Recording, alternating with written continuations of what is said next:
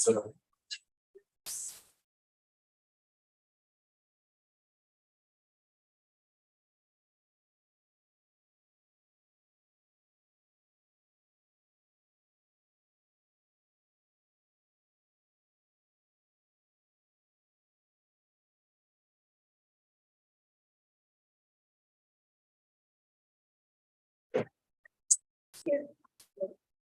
The Pledge of Allegiance to the flag of the United States of America, to the republic for which it stands, one nation, under God, indivisible, with liberty and justice for all.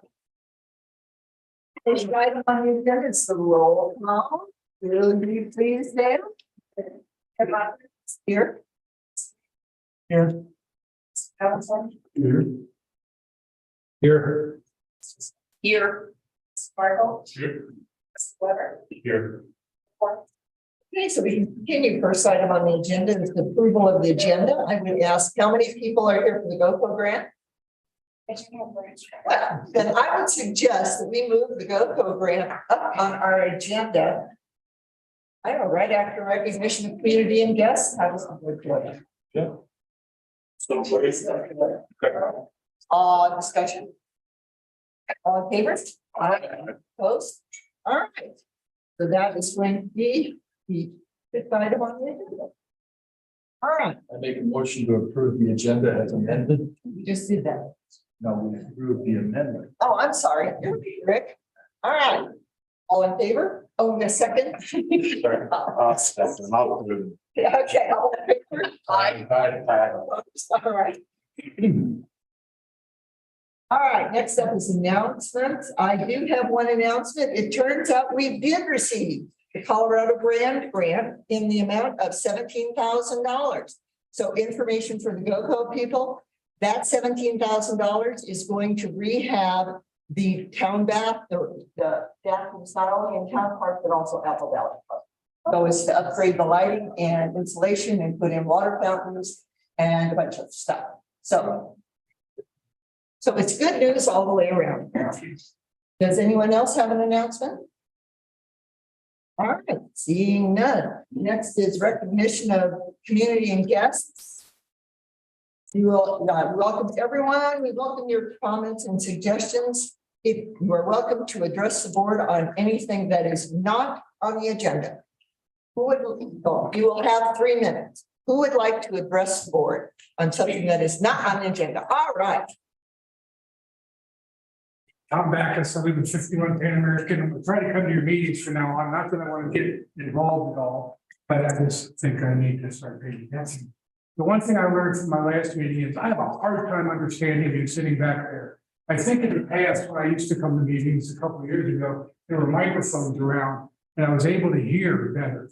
I'm sitting back there and I sit 3 rows deep because I don't want to get any closer. But I can't hear you. I can't hear a lot of your discussion. And I would ask that you either speak up or you go back to a point where you have some microphones among you. Okay, thank you. Thank you, Tom. And just FYI, we did receive a $6,500 grant from the State Internet Portal Authority to address that very issue. You're welcome. All right, anyone else want to address the board on a subject that is not on the agenda? Yes, ma'am. Would you come to the podium, state your name and the street on which you live? Yeah, we make everybody do it. I'm Snoopy McDonald and I live on 27 Delta Avenue. And I would like to address the problem that we have with people that or dogs. But anyway, in this town, we have a leash law and it's not being enforced. And there's a lot of dogs running around with their people without leashes and without their people running around without leashes, which causes a real problem for the people of us that have leash dogs. And I just want to address that and see what we can do about fixing it. Yeah, very much. Yeah, I know it's a problem. It's a big problem. I want to make one comment on what Susie said. She took sanctuary in my house because her dog was attacked by it. So. All right. Anyone else want to address the board on a subject not on the agenda? All right, seeing none, then let's move on to the GoCo grant. North Fork Park and Rec. Welcome. My name is Max Hefty. I'm the program coordinator for the North Fork Pool Park and Rec District. Also a Banyo resident, Pan American. I'm just gonna give some background info for the room, and then Lenore is gonna go into more of the details of what we're proposing. So Lenore and I work for the Rec District. It's a special district which existed since 1994. To improve recreation in the valley. We operate and maintain the pool, the ball fields, trails at Crossroads Park in Hotchkiss. We also have an agreement with the town of Paonia to maintain and improve the tennis courts at Apple Valley Park and the skate park and town park. Jake Node and other community members have been fundraising and advocating to have a high quality skate park built here in Paonia for years. And many community members have pledged their personal money towards this. We'd like to see it built sooner than later. So GoCo grants are, the best thing to fund these kind of projects. But they've kind of changed how they give out their money. Previously, GoCo was happy to give out small grants for small projects like a skate park. Now they prefer to give out larger amounts of money for renovating the whole park kind of idea. So things that benefit the most amount of people in the community. So because of this change, we had to open up the scope of our proposal and look at Paonia Town Park in a whole in order to be competitive during the selection process. Luckily, you guys had the town of Paonia recently adopted the master plan proposed by Paonia in Motion. This initiative that took place in 2021 and 22 took community member input to create a list of action items that would improve recreation within Paonia and the immediate surrounding area. So we looked at that plan, specifically at Town Park, and we looked at the high priority action items on that list and fleshed out our proposal from just the skate park to include a dog park, an ADA compliant walking path, the restrooms, which sounds like we've got that under lock now, improvements to the outdoor stage and playground. So we believe we've chosen projects that will benefit the most members of the community, from young to old, with attention paid to disabled and disadvantaged citizens. Knowing that the town of Paonia has limited resources, we've chosen projects that require minimal maintenance after completion. Lenore and I do not work for the town of Paonia, so no town funds have been spent on this up to this point. And if the grant were awarded, the town would not have to put up any money as in-kind contributions. And the work added to the town staff would be minimal. So really what it boils down to, we as the Red District are trying our best to get a skate park built. And in order to do that, we need you guys to partner in with us to on that. So I'll let Lenore go more into the weeds of it. Yeah, I'm Lenore, and I am the district administrator for the North Fork Pool Park and Recreation District. And I want to thank you for letting us come here tonight and address you in this proposal. And also, I wanted to introduce, I have a board member here, Sven Edstrom, that resides in Hotchkiss. And I don't see Sarah, but she may walk in anytime. I have a former board member here from Paonia that we miss, Ken Butcher. And so, and we have a lot of supporters, I think, for our projects. So right now, GoCo is wanting to fund something up to $1 million. So they want to show projects that have wide community support and impact, and that are high priorities. And as Max said, that's why we selected some of these items that were in the Paonia Motion study, because we saw that they did fall under those criteria. The timing on this grant process is pretty critical right now. That's why we're coming to you so soon. we have already completed our first attempt at a concept paper. Well, actually, Jay Cano did a concept paper. And that's when we found out that was just for the skate park. And that's when we found out from our GOCO district rep that she really loved that. She could see all the community support behind it. She could see that it was something that needed to be done, but GOCO was funding in a different way, and she really wanted us to be more competitive by putting in a bigger project. So this, she gave us feedback on a concept paper that Max did last week that included all of these other projects within the park.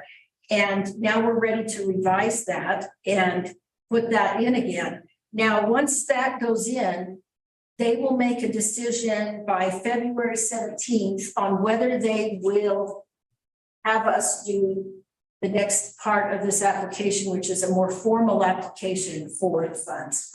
And then the due date for that application is March 20th. They will have a peer review committee, they'll have site visits, and we will then hopefully be on the agenda in June in their board meeting and be awarded this grant. We're hoping, we're very hopeful, because our district rep has been so supportive and sees that this is a big, would have a wide community impact. So if we are not awarded during this cycle, we could apply again in August. And the amount that you have already spent as a town on the Paonia in Motion would be put into the budget as a cash match, part of the cash match. All of the funds that we have collected as pledges and so forth for the skate park will be put in. We are not required to have another certain percentage like we used to have for cash versus in kind, all going towards this $1 million. So if he said what we had was sufficient, plus the town did pledge an in-kind support to the skate park of a certain amount. So we feel like we're doing pretty well. We won't turn down any more cash from any other source, of course. But we have also, in speaking with the Parks Committee last week, we had some members of the community who said, after a dog park is built, they'd like to be part of a volunteer group to maintain it. And so we thought that was really showing some really nice support for that component as well. So I also thought it was very encouraging that this grant would include funding for a project manager. And that could take a lot of the work off of the someone who's employed by the town, for instance. That if they could oversee all of these various projects and get them moving at the right time, and also maybe even help with the RFP process, depending on what the town needs in that thing. What we are looking for tonight is an agreement with the trustees that the town is on board with us continuing this application process. And Max and I we're fully intending to write the grants, and we'd be happy to run them by any of you for comments, but we don't want to add extra pressure to any of your human resources in that area either. So we're happy to do that and continue to do that. If, like I said, if you do want something from us before we submit it on February 2nd, we will be happy to copy anybody on that needs it. So we just need to know if the town is amenable to going in as a co-applicant to this grant. One of the good things about being a co-applicant is we can divide the grant into the monies that need to go to the state park could come and be under our administration. And we can put out the RFP for this, the state park build itself. And then we would be the ones that would administer that part of the grant. If the town wanted to be the sole applicant to everything, that's another decision, I guess, that you could make, but we're totally willing to take that on as a co-applicant type application. You just need to put both of our names on that, so we would need that position. And then also, if, now, you said that you had the money for that bathroom remodel. I was thinking that that was a little bit higher than 17,000 as it was listed in the Paonia Motion Grant.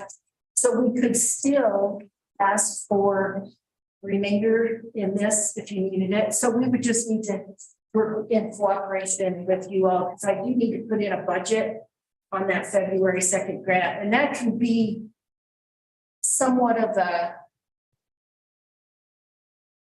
different estimate. I don't know if that's, yeah, we really need to nail down prices as much as we can, but we will try, we'll try to get as close as we can on that first estimate.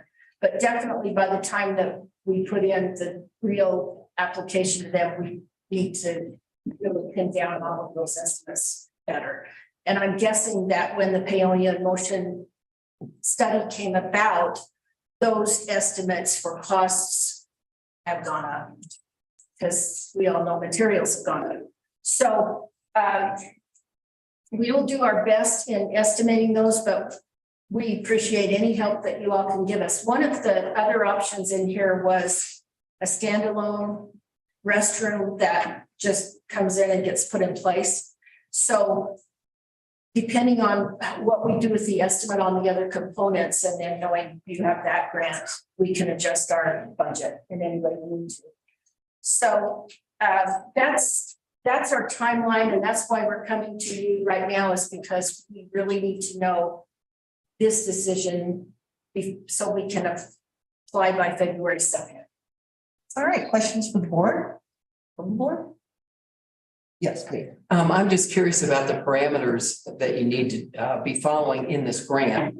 And the reason I ask is in the Paonia Motion report or their study, there were several other upgrades to existing infrastructure we have in Town Park, like picnic shelter enhancements, peony beds, the Miners Plaza upgrade, infrastructure for vendors. Were those things precluded from this particular grant? We were just trying to choose something that we could fit in within that $1 million cap. So if there was, and also what we thought was in the study as a priority. Yeah, things that were listed as top priority, and also things that engage, that are more traditionally viewed as recreation. I'm having more questions for that. Yeah, Dave? Have you talked to the neighbors around the park about this plan? I would assume that when Paonia Motion had this study and they were doing this study, that all of the town could put input into this plan, and it was accepted as in June of 2021. The reason why I say that, this is the second attempt to do a dog park in Paonia. I think we need to consider why the first one failed. And it failed in part, large part, because of pressure from neighbors around the dog park. So it's important to get them involved in the process so that it doesn't just blow up at the end and unravel. Thomas? Yeah, what's the timeframe like for hashing out specifics about sizing and placement and like actual, like how much time do we have between applying for the grant, which is I guess the next week, and when we are locked into our actual plans for exactly how it's going to be? I would guess that you would need to have that by the time they would come for a site visit. So I'm thinking that once we know that February deadline that we have, that they're going to say February 17th, whether or not we're able to move on, they would give us a date that they want to come for a site visit. And we were just using this line again that was in the Paonia motion. When we actually do the project, I think one of the first things that you'll have to have is a surveyor come out and mark off things. Okay, so the reason I ask is because I have some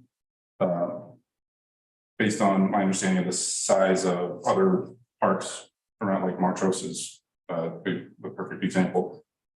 Their park is 20,000 square feet, 19,000 or so, and Montrose is a much bigger town than ours. So I understand that there's certain like minimum space, but I'd like to make sure that we know exactly what it's going to look like as soon as possible, you know, as we go through. And I know that the Paonia motion plan is here, but it's important to note that that doesn't necessarily reflect reality. Like this is kind of a like Paonia motion was like what are your drinkers, you know? And then the reality is likely going to be something divergent from that. And beyond that, do you guys have estimates for maintenance costs? It should be very minimal as far as, you know, we're planning to do the skate park, for instance, concrete. Oh, yeah. And so there shouldn't be anything except pick up the garbage cans, you know, as far as that goes. I don't think, I mean, everything else is still there except for the walking path. I think that we've had some interest from the Nature Connection with their trail crews to help with that as much as they possibly could maintain the trail. I think that every few years you're going to have something with a playground ground cover. Like if the wood chips, for instance, if it's wood chips, if they get all over the lawn, which they're hoping in this anyway, that they would put some sort of a border to try to help that so it doesn't all go away. But there is a minimum of cushion that you're supposed to have in your playground features all the time. So that's something that you would, as a town, would have already been doing as maintenance for that. Okay, so we don't have a specific dollar amount for the added maintenance costs associated with any of this yet. But I hear. No, I don't have maintenance costs because like I said, those costs, for instance, your grounds people picking out garbage is happening now. And so you guys should all know that. Yeah, no, the reason I, in my research, my understanding is that dog parks specifically need to be reseeded frequently. There's grounds maintenance and grass maintenance that needs to happen that we should just be prepared for. So I didn't know if you guys had done any background on that. We haven't done any. Okay, cool. Aside from that, I have other comments, but no questions. Okay, any other questions? Okay, I have one. When do you need the decision on the co-applicant? Whether the town will be a co-applicant or not, and what does that mean as far as responsibilities? Is the town going to be a pass-through on the grant? The town, if you were a co-applicant instead of a sole applicant, it has to, a GOCO grant is going to have to be a town or a special district. So if you were the sole applicant, you would be the fiscal agent for all of the $1 million for everything in that. As a co-applicant with the rec district, we could take the amount of money that it would cost for the skate park only because we have an MOU with the town. And we could administer that portion of the grant. So you would need an administrator who would be the fiscal agent on that relationship. And we would need to know by February 2nd, before February 2nd. If we even should vote on that. Yeah. Yes. And I think we're probably gonna have an MOU because we have to make sure that all 100% of the money is spent since we. The MOU that we would have to change because you have one in place for the existing skate park property for the us. Yes, the And how MOU, that will be administered and fiscally spent and who will be responsible for any problems with that. I don't know that you have an MOU with GoCo. You have no with you Yes. regarding the Yes, grant. yes. Yeah, Yes, what if the grant is for? yes. Anything else from the board? Okay. Can we get a motion? Could we have a little more board discussion amongst us? Sure. Yeah, Thomas? Or was on the edge of needing to say something. But we're gonna get a motion and then we'll have public comment. I'm gonna listen. Yes. Well, here's my overarching consideration. We have kind of a policy that we've been following with in terms of grants as to exactly what does it mean for staffing and budget. And right now, this would require quite a bit of staff time. And we have not discussed this. And we further down on this agenda, further up on this agenda, we have our proposals that we need for our water system consisting of multiple grants and loans to the tune of many millions of dollars, which will have to be overseen by existing staff. So here's my first consideration. I feel like this, we have not had time to think about what it will take to manage this grant, nor have we thought about what Thomas brought up is what it's going to do budget wise for staff to be able to maintain new amenities. And do we have the budget to have the maintenance of these? It's called operation and maintenance. None of that is here. And those are really important budgetary things for us to consider into the future. And right now, for this year, we don't really have the budget to do this, frankly. And my second very major concern about this is, and I want you all to know I have 4 rescue dogs and I love dogs. The Paonia in Motion report was a visionary proposal. No work was done to see whether neighbors wanted a dog park in their backyard.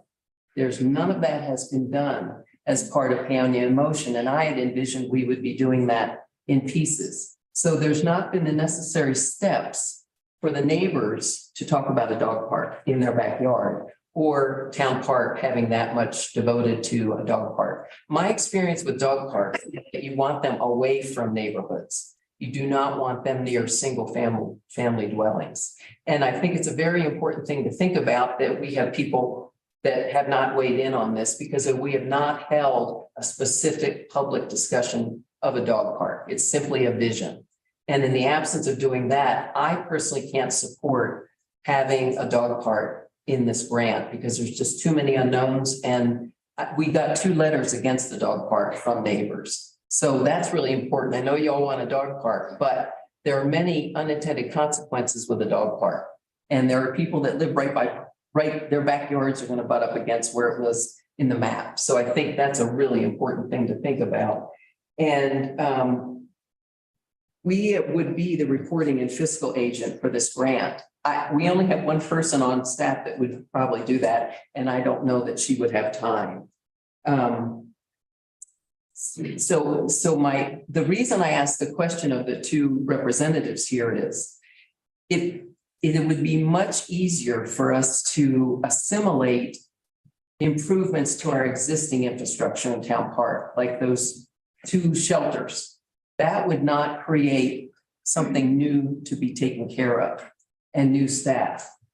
And the other things that I had mentioned were the Miners Plaza, to have that upgraded to what was envisioned in the Paonia in Motion would be a huge asset for town park, but it wasn't included. I think because the amount of money didn't add up to $1 million. But I personally have I don't think we can accommodate new amenities with our current staff and our current budget. And I'm afraid we don't have the staff to even manage the grant, even with a project manager. So those are my thoughts. Thank you. Members of the board? There's been a lot of work put into this so far. We've had a number of public hearings throughout the Paonia in Motion process. People have been invited time and again to come and make their comments about it. Project itself has been posted on the Paonia website. Anyone can download it and look at it at any time. The only things in this proposal that require maintenance are a dog park, where we've already noted at the last parks meeting that a number of people have raised their hands and said they're willing to volunteer for it. And secondly, a skate park And raise your hands if you would help volunteer to pick up at a skate park. So I don't think we have a lot of problems with maintenance. Now, as far as the fiscal thing goes, there's a project manager that comes in on this project. That's one of the things that minimizes the number and the pressure on Paonia. The thing that really concerns me about what I just heard is, as a member of this board, what I see time and again is controversy being generated when it doesn't need to be. Right now, we're at the stage of, can we move forward on this in a planning way? They might say no, and then this whole thing is moot. And then the questions about the neighbors, the questions about the placement of the dog park, the questions about maintenance can be taken care of between now and the final grant application. This is not a final grant application. So I'm really concerned that we're stonewalling something for reasons that we can do research on and come back with answers on. So that's my comment. Other comments from the board?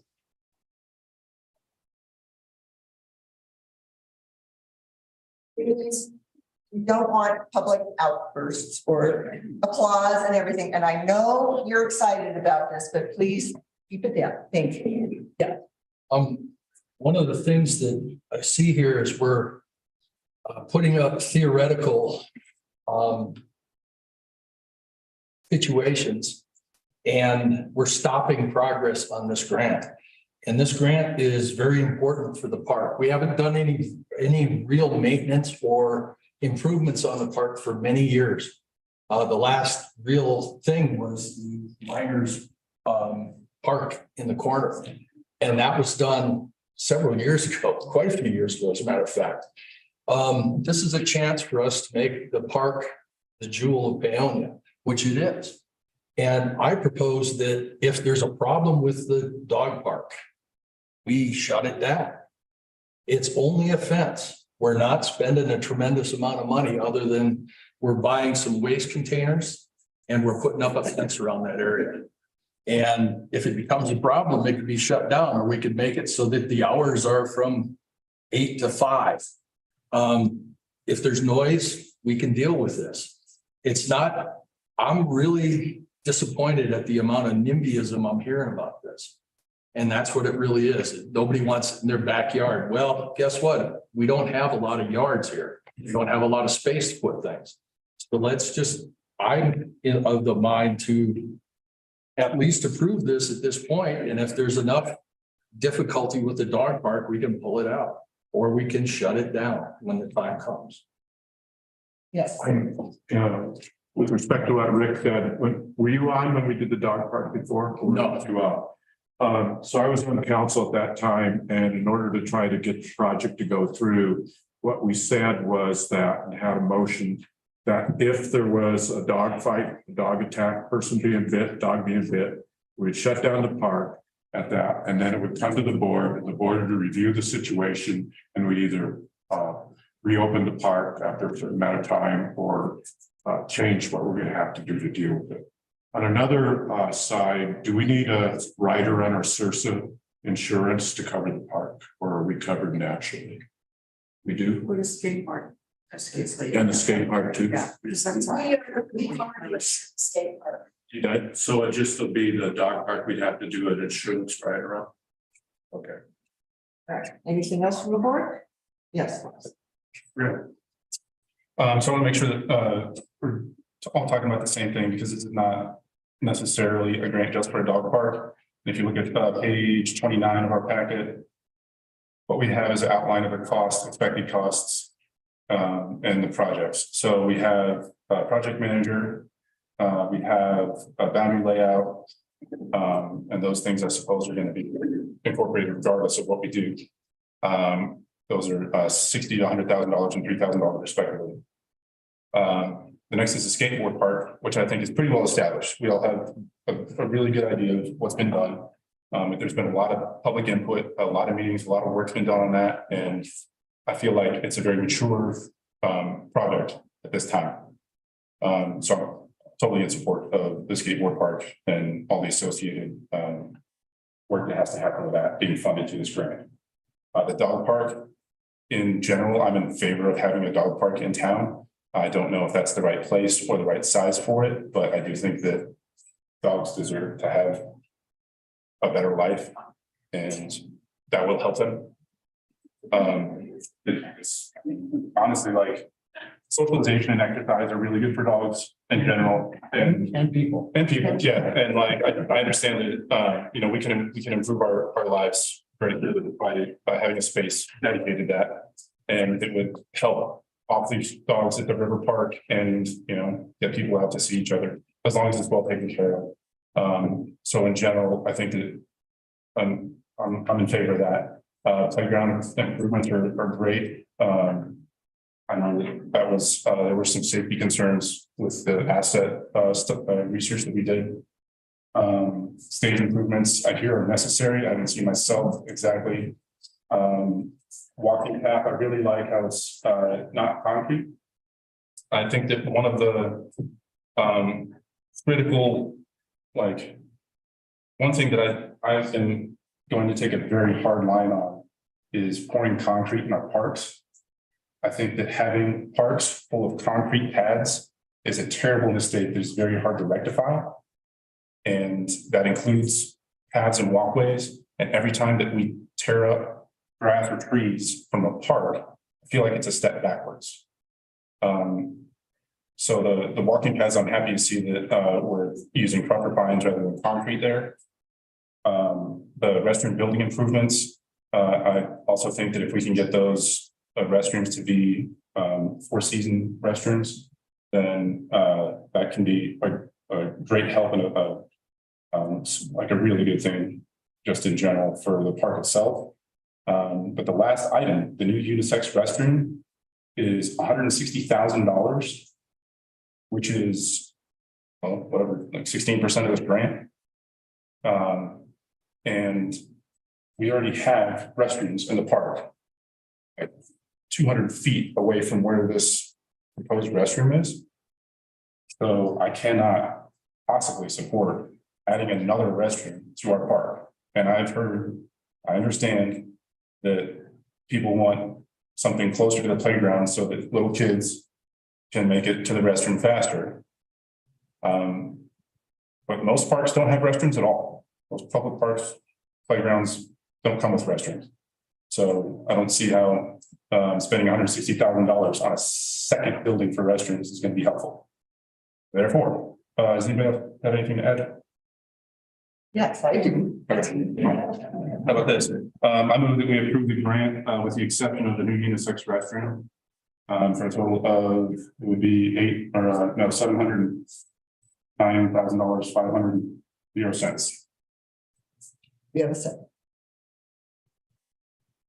All right, that motion dies for lack of a second. Yes, I'd like to make a motion to approve the grant as presented. we have a second. Second. All right. Further discussion from the board. I would just like to add that I think every piece in this grant has been well talked about and are improving things we already have on the ground. So it's an easy thing to do, but I personally think the dog park has not had enough time to be vetted with the people nearby. So I have to say, I like the idea of a bathroom by a playground only because I've had kids at a playground and it's really nice if you can let them go to the bathroom and not have to take everybody to the bathroom that's 200 feet away. Get everybody, get down. He's got to, anyway, I've been there, done that. So, and the reason that I like that is that to add the bathroom is not changing some of the character of the park for the people that live next to it. For me, the thing that changes some of the character of the park and that the neighbors have not had an opportunity to weigh in on is the dog park. That's the part of this that I think is something so new and it's never been done. And we already have an ordinance about dog barking in town. And that's the piece that I feel like has not been vetted properly with the public and discussed with what kind of operation and maintenance will be necessary. Because what I've been reading is turf goes away really fast with dogs. So then you have dirt and mud unless you put down a new surface or you do seeding. So there's a lot more expense associated with that long-term maintenance of a dog park. in my opinion. And so that honestly is the piece of this that I think hasn't had prime time discussion. Thank you. Okay, anything else? All right, public comment, 3 minutes apiece. Yes, ma'am. In the last week, I spoke to 101 people. Out of that 101 people, 87 were strongly in favor of her. 2 had no opinion, 4 were unsure, and 8 did not want to sign a letter of support. Excuse me, could you please introduce yourself? Yes. My name is Kimberly Haney. I live on North Fork. Thank you. So 87 in favor, 2 no opinion, 4 unsure, 8 did not want to sign a letter of support, and some of them didn't even say why. So that's at 86% support. I talked to people of all ages. I talked to people in the parks, I talked to people in the street, I talked to people who own businesses, I talked to people in the stores. That's a pretty high percent support level. 2 of those people I talked to live around the park, and they expressed that they would like to see a dog park there because when people come to that park, they're off leash and they don't like coming out of their house and having crossed leash dogs, and they much prefer to see a dog park where the dogs would be in the park, fenced in an area, and they wouldn't walk out of their house and have these dogs. There are only 3 houses proximal to where the dog's park would be. 2 of those houses have bushes and trees between the dog park area and their homes. The letter that I presented to people to sign said this. We are members of the Paonia community, and we fully support a dog park being developed in our community. We feel dog park can enhance our community, help it in a number of ways. 1, enhance the health of our dog community members by providing a designated safe area for exercise and socialization. Promote community health by providing a designated area for dogs to be taken to relieve themselves during festivals that exist in the town park. 3, promote community health by reducing visitation of dogs to non-designated areas such as volunteer park, and thereby reduce community exposure to dog waste pathogens during leisure and sport activities. 4, promote human health through opportunities for dog owners to spontaneously meet their need for social interactions. There's some studies that show that being isolated is equivalent to smoking, at least a pack a day. Someone said 3. I don't remember the 3 part, but I do know that. Right now in our country, 58% of the people report feeling lonely. Health is always supported by being outside, movement, and socializing. 5, encourage tourists to provide for their dogs' needs in a way that does not negatively impact our community. And 6, our Paonia community has a significant dog population, and community members who want to maximize their dog's quality of life while being respectful of other community members looking for dogs to be leashed. A dog park would support a place for dogs to be free and run, potentially reducing dogs off leash in other community parks. So, I mean, if you want children to behave well, you meet their needs. They behave better. Your time's up, so wrap it up. If you want dogs to behave well and dog owners to behave well, support them having their needs met. Thank you very much.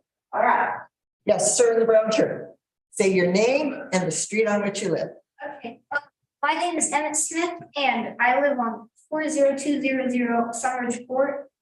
And I'd like to make a statement about if we get a new skate park, I'd like to add a sitting area for the people. So instead of sitting on the ground or sitting on the obstacles, which people are trying to skateboard on, you could not get in the way of the people who are trying to have fun. You know? That's all I want to say. Thank you.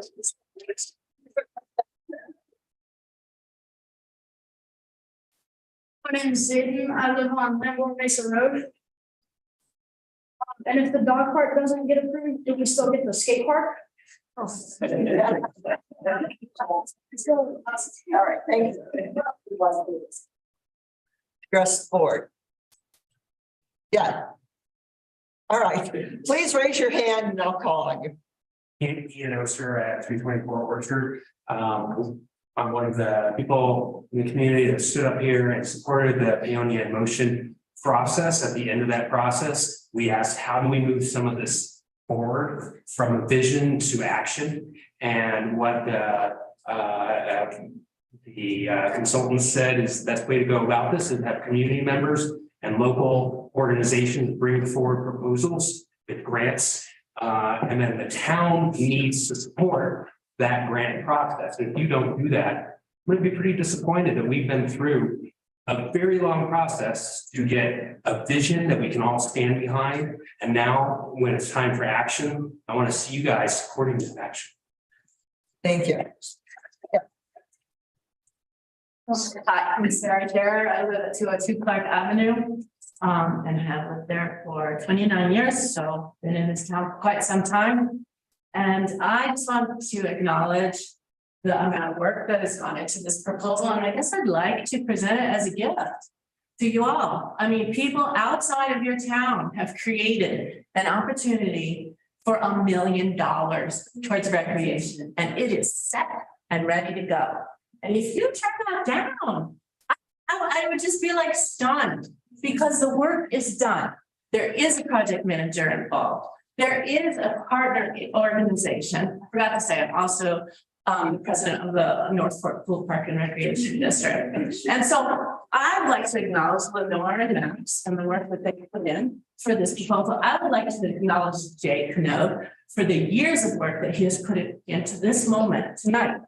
And we are ready to go to put forward this grant of $1 million. And it's actually got a great chance, I think, of succeeding. And that's the feedback that we have gotten from GoCo. So your job is to approve it and to find an administrator, a portion of their time to be able to administer the financial pieces of that. And the project manager can do the other pieces of, connecting with other community members, with doing surveys, with putting out RFPs, with interviewing. So it's a pretty small ask, in my opinion, for the amount of payoff that you would give it. Thank you. Yeah. Ben Graves, 1004 3rd Street. I'd love some of our youth to have a chance to talk about what this project could mean to them. I wanted to preface by saying, as part of the Nature Connection, our mission is to break down barriers to getting outside. Our young people have a lot of barriers to getting outside. Infrastructure is a huge barrier, and we've identified this with a 2016 needs assessment that interviewed over 4,000 people in Delta County and found that infrastructure in our towns and our small communities was one of the biggest barriers for getting kids and families outside. Okay, and I don't need to stand up and talk about all the studies of why this is being outside is good for our kids and families. But infrastructure is a huge piece, and we have an opportunity here to partner to get this infrastructure paid for and built. And as the Nature Connection, as a recipient of now $2.7 million worth of GoCo funds, with the governor just announcing that he's going to continue to support through GoCo, other coalitions like ours. The voices of youth, of disabled adults, disabled kids, of diverse members of our community don't get heard, and Parks and Recreation doesn't serve those people. Okay, current Parks and Recreation infrastructure serves the dominant culture that was part of that planning and building process. And we have to acknowledge that teens, disabled adults, diverse families, even families are not always taken into account here. So things like ADA accessible restrooms that are right next to a playground, that is a huge thing for diverse communities, for families. That those types of infrastructure improvements not only will go a huge way in unlocking the outdoors for members of our community and our guests who are hoping to spend money in our town, but what it also does is it helps us be competitive to this GoCo grant process. Because there's no mincing words, we are not a diverse town. And GoCo is funding communities of color. They're funding urban communities in Denver. They're funding communities who have huge proportions of underserved members of their community. And so we need to to be competitive, we need to show that we are thinking outside the box of just racial background as a means of diversity. And for this to be a competitive application, we need to really highlight that we do have age diversity in our community. We have sexual and gender diversity. We have family diversity. Those are the diversity pieces. And GoCo doesn't go out and say, oh, you have to be X% of this racial background for us to give you money. But diversity is one of their biggest parts of their funding mission right now. And so if we're going to be competitive in this grant, we need to highlight how this grant serves young people, diverse communities, and does our best to make our parks open to all. So, and I'd love if some of our youth could come up one by one or in little crews. Yeah, come up as a bunch or whatever. Come on, guys. My name is Marla Chavez. I live on Vista Drive. And I would just like to vocalize our support for this grant, because like what Mr. Graves was saying, I mean, there's a lot of barriers today with young people to go outside, especially with technology and stuff. Some kids just don't want to get out there, but there's been a lot of growth with kids going to the skate park and going to the park and people showing up. And it's just, I don't know, it's nice to see that. It would really mean a lot to get more interest from the town in that project. I'm Kelly Slivers. I live on 14618 P Lane. I just want to first vocalize how much, this whole grant and just the skate park in general means to me, and I can assume everyone else who's here in support of the skate park. I've kind of seen, with us and then, these guys, there's a little community of our own that we've grown there, and it's super special, I think, to all of us, and it's nice, to be able to get somewhere where we can kind of escape and just be with people who are there to share the love of skating. And I think, it's sometimes difficult to see, a quarter pipe that's falling apart and, maybe a couple ramps. So I just want to, again, share how much that this would be helpful to our town, and seeing the growth in Paonia and how much more people that have infiltrated into the skating community here. So just this grant would really help in a lot of us. I'm Odessa Shank. I live on Rio Grande. And again, just this grant and building the skate park is really important for a lot of teens and younger people in our community. And skating is a big part of a lot of our lives, and it's a big hobby for a lot of us. And so to have a good skate park would definitely make our community a lot more unified and make a lot of the younger population more happy and more active. My name is Tim Pettit and I live on Box Elder Street. And my cousins, they live in Grand Junction and Palisade, and they have 4 different skate parks there. And it's so fun, going over there for a weekend and hanging out with them. And I honestly just want to share that with them. And when they come over here, I can just show them what it's like over here. And yeah. You guys don't mind if I take your picture, because this is pretty cool.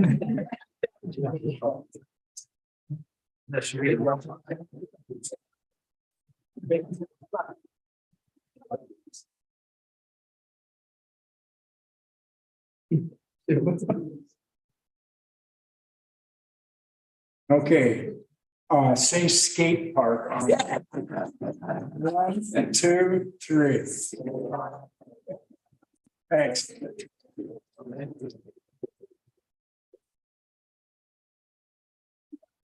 Anybody else? Yes, sir. My name is Brian Cambria, so I'm married to Nicole. I'm the luckiest man in the world, by the way. And so I'm not involved with the rec district other than being her husband, so that's the extent of the dog I have in this fight, if you will. I want to make a couple of observations and comments. I've heard some really good, valid comments and concerns. Every project always has things that you don't expect to see in it, and always cost more than you expected to cost. And there's no doubt in my mind that if you approve a project like this, there will be some things you have to spend money on and time on, especially on the front end, to get the ball rolling. But if I understand it correctly, once that happens, you get all that money back, because the grant will give you up to $1 million to cover your expenses on that. And some of the money's already been put up, some of your money spent already as counted towards your match on that. So you've got that part covered. again, if I understand it correctly, right now, it's not a decision to go forward and build these elements as they are. Exactly, but it is an opportunity to move the ball forward, as you've heard from many of the people who have spoken here. They're interested in seeing the Peony in motion plan become a reality. And it could happen in many ways. It could have happened in individual pieces, one at a time. I think when you did that, that was part of your thinking, maybe. But here's an opportunity to move it forward in a big chunk. And to get many of them already onto the ground so that you have something going. I can foresee that you approve this at this point for the rec district and the town to submit a joint application to see if you are then approved to move forward into the next step. So nothing happens if you do nothing. But if you do this, at least you can take it to the next step where you will still have, in my understanding, the power of decision-making and what the final grant application looks like. The things will have to move fast, of course, or you'll have to wait 6 months, or you'll have to look for another grant. So I encourage you just to consider that in the process.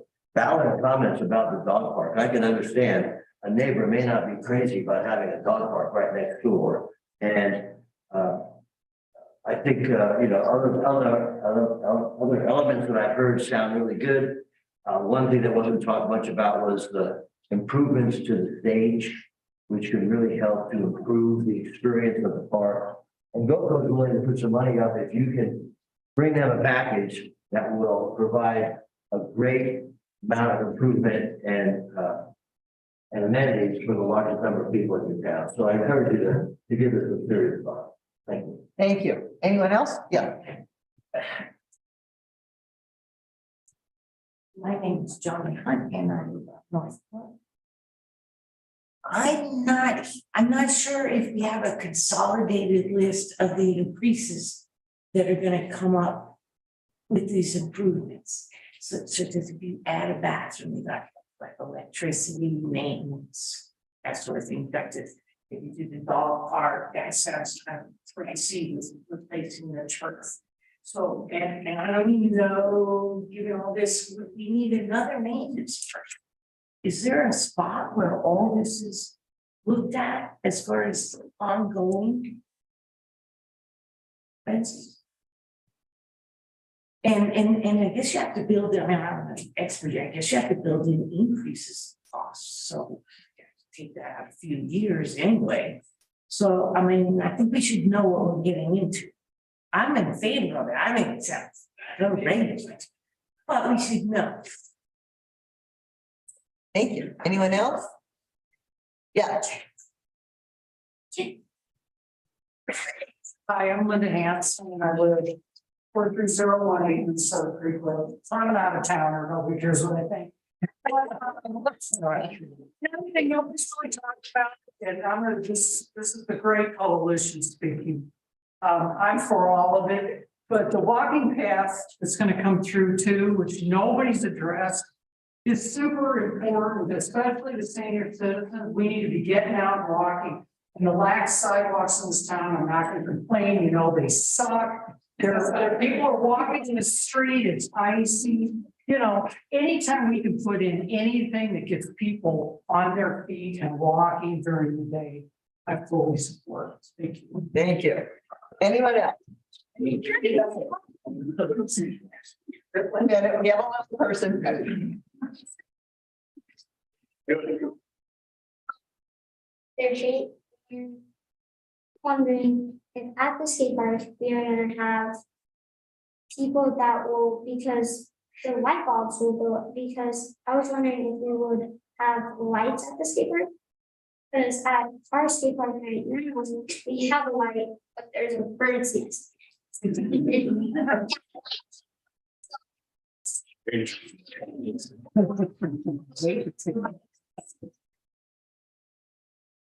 there's like a beehive in one of the skate park ramps. Yeah, that was it. Because sometimes we have bees chasing us and we go up and down their ramps because like they're You need to talk about it. Yeah, I got that.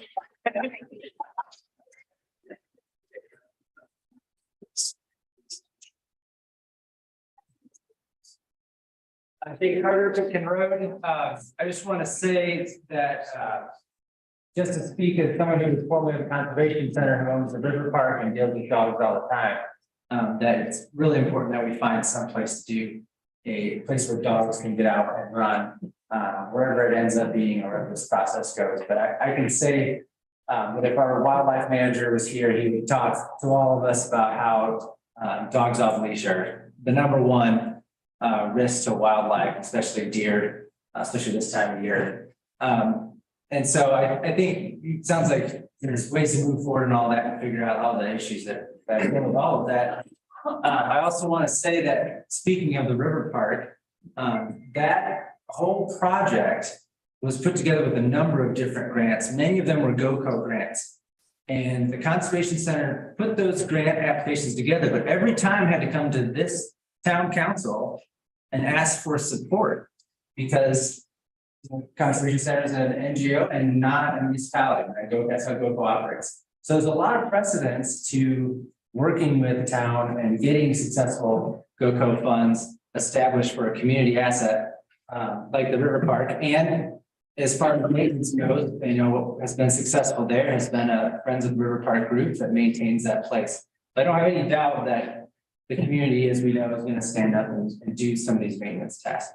I just wanted to mention that as there's some precedence with GOCO and organizations working with the town. Thank you. Anyone else? Yes.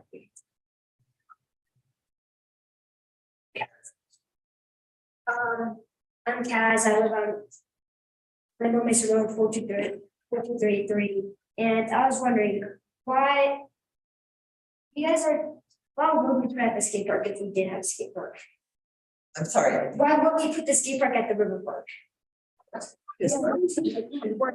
We're not putting it at the.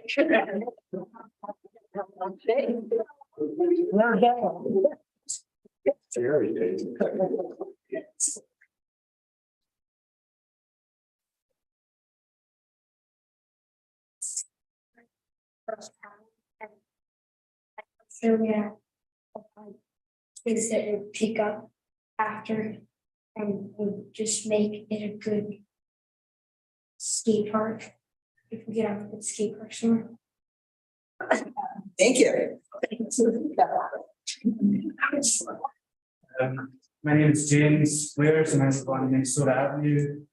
Just wanted to echo one comment that love this board to show a bit more optimism and hope for the young people of this town with regards to the skate park. Father of a 3- and 5-year-old who already loved cycling there and frankly unfit for purpose skate park. And the second one is I'd love to see this board show a bit more optimism and faith in the young people and the parents and the community members to maintain these new spaces and look after them ourselves. I'm sure it'd be no problem to get volunteers involved with that and to allay the fears regarding the money needed to maintain these projects. I think we have enough passionate people in this community to do that. That's all I want to add. Thank you very much. Anyone else? I just forgot. You have somebody there. I'm Sven Estrom. I live at 219 Hopperway in Hotchkiss. And I'm also a fellow board member of the town council in Hotchkiss. And I'm not going to speak on behalf of the council. I'm going to speak on my behalf. But if I was sitting in your seat, I would certainly be voting yes. I'm moving forward with this grant. It's a no-brainer to me to be moving to the next step and see what could come about and what GOCO is looking for a grant application. The other thing that got me at the end, I wasn't going to be able to speak tonight, but is actually looking to the crowd tonight. If you guys were to move on and approve this next step, partnering with the rec district and doing this first step with the application, I would like to see the town do some public relations, reaching out to the public and looking for help. Not necessarily about the skate park. We know we have pretty good vetting and we've worked that out pretty well.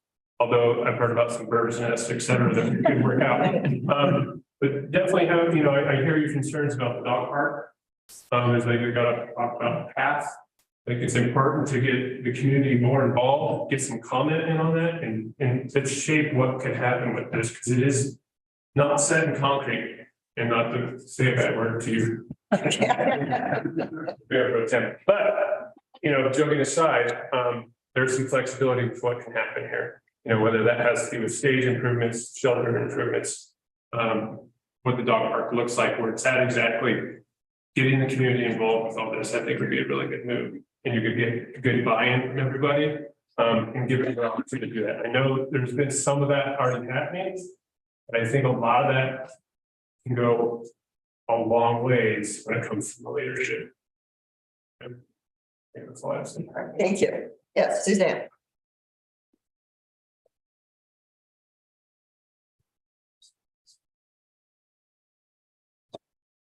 Suzanne Watson, and I live on Second Street. So I'm a little bit concerned. I know I attended some of the planning meetings, and we were clearly told that this was an aspirational plan and anything could change in it. It was just getting something down on paper. It was aspirational. But what I'm seeing now is this intense like hacking of the town park. It's like, why is this the one location that everything has to be stuffed into? One of my favorite things about the town park is the open green space, the beautiful trees, the shade. It's got wonderful soil, it's river bottom. And to take that land and start pouring more concrete, it really concerns me. I'm not against the skate park. I think it's a great idea. But I think you need to look at other locations. And I've said this before, I believe across from the library at the old sewer pond property. I think that would be an excellent location for a skate park. It's easy to find if you have competitive events, people coming from outside of town, there'd be good parking. There's not the conflicts with neighbors and residents close at hand. I really think that should be investigated, because if you're looking at a massive amount of money, do something exceptional, and that could be exceptional. Another thing is concrete is very, very permanent. And once you start pouring it in town park, you'll never get it. I'm not so concerned about the dog park, because it's easy to move away dog park if it doesn't work. There's no concrete there. So I urge you not to move into this too quickly and really come up with a fantastic plan. In the terms of land use, when there's substantial changes that are due to happen to a neighborhood, people are mailed letters. Peonia doesn't always follow things, and it's usually like 6 months after the water bills go up that people start complaining because they weren't really following things when it happened. I think there needs to be more outreach to people on this issue. And I'm wondering, is it possible to get the grant without a definite location? I mean, could the skate park be like the design is like a mobile home where you could either have it here or here? Can you start the process without a definite location for it? Because this is something that's going to last for 100 years. And you better be sure, I think there needs to be better planning, and more thought and more, I mean, it's kind of more delicacy. And I think you need to be a little bit more elegant about this. Thank you. Thank you. Anyone else? No, you only get to speak once, sorry. All right. Seeing nothing else, we have a motion on the table to accept the GOCO. One thing, full disclosure before I vote, my wife and I are financial contributors to the skate park. Okay.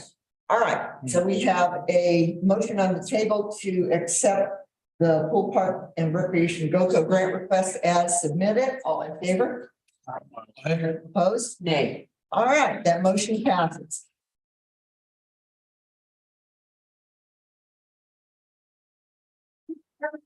Start out and took part in this, especially you guys. And the kids.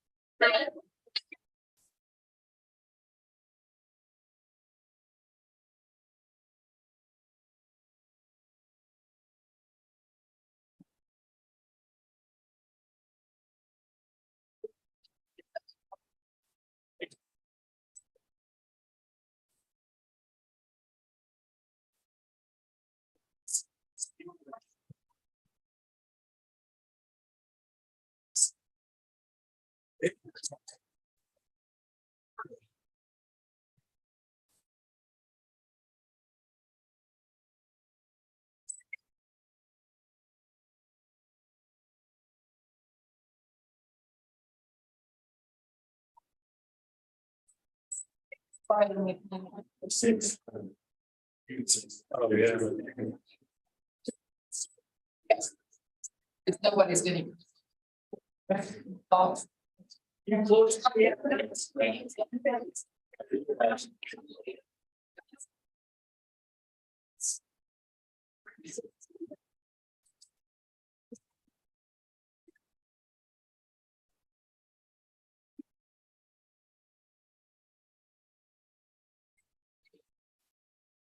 Hey, there's still in discussion.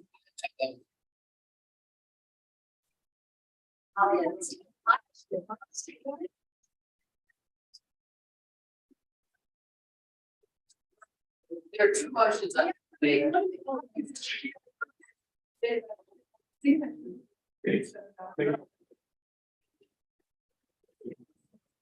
Yeah, sorry.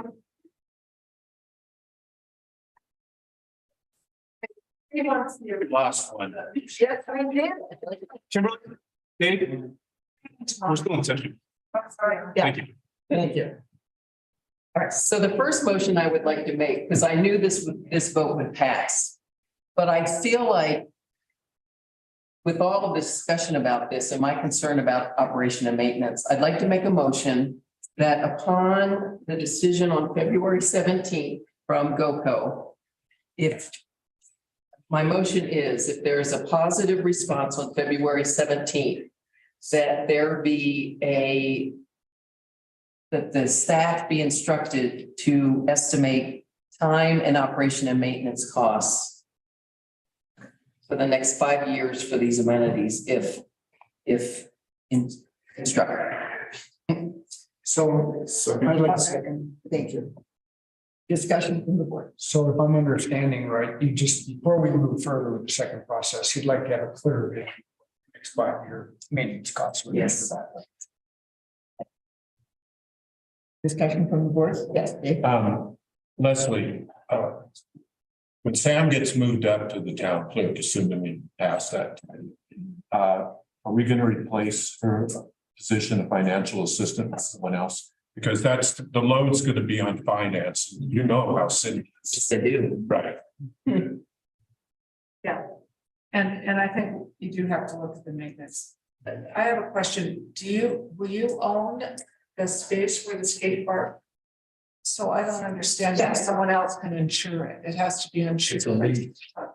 It's a lease. You still have to insure it by with Dursa. That's how we've done it with the tennis courts in Apple Valley and the skate park as it exists. Yeah, it's an We talk about it. Yeah, you need to talk to the full part of that point down the line. Okay, so we had further discussion from the board on this motion? Yeah, so that's, I appreciate that, you know, people are super amped right now to help maintain whatever ends up happening. But the reality is 5 years from now, they may not be as excited to pick up other people's dog.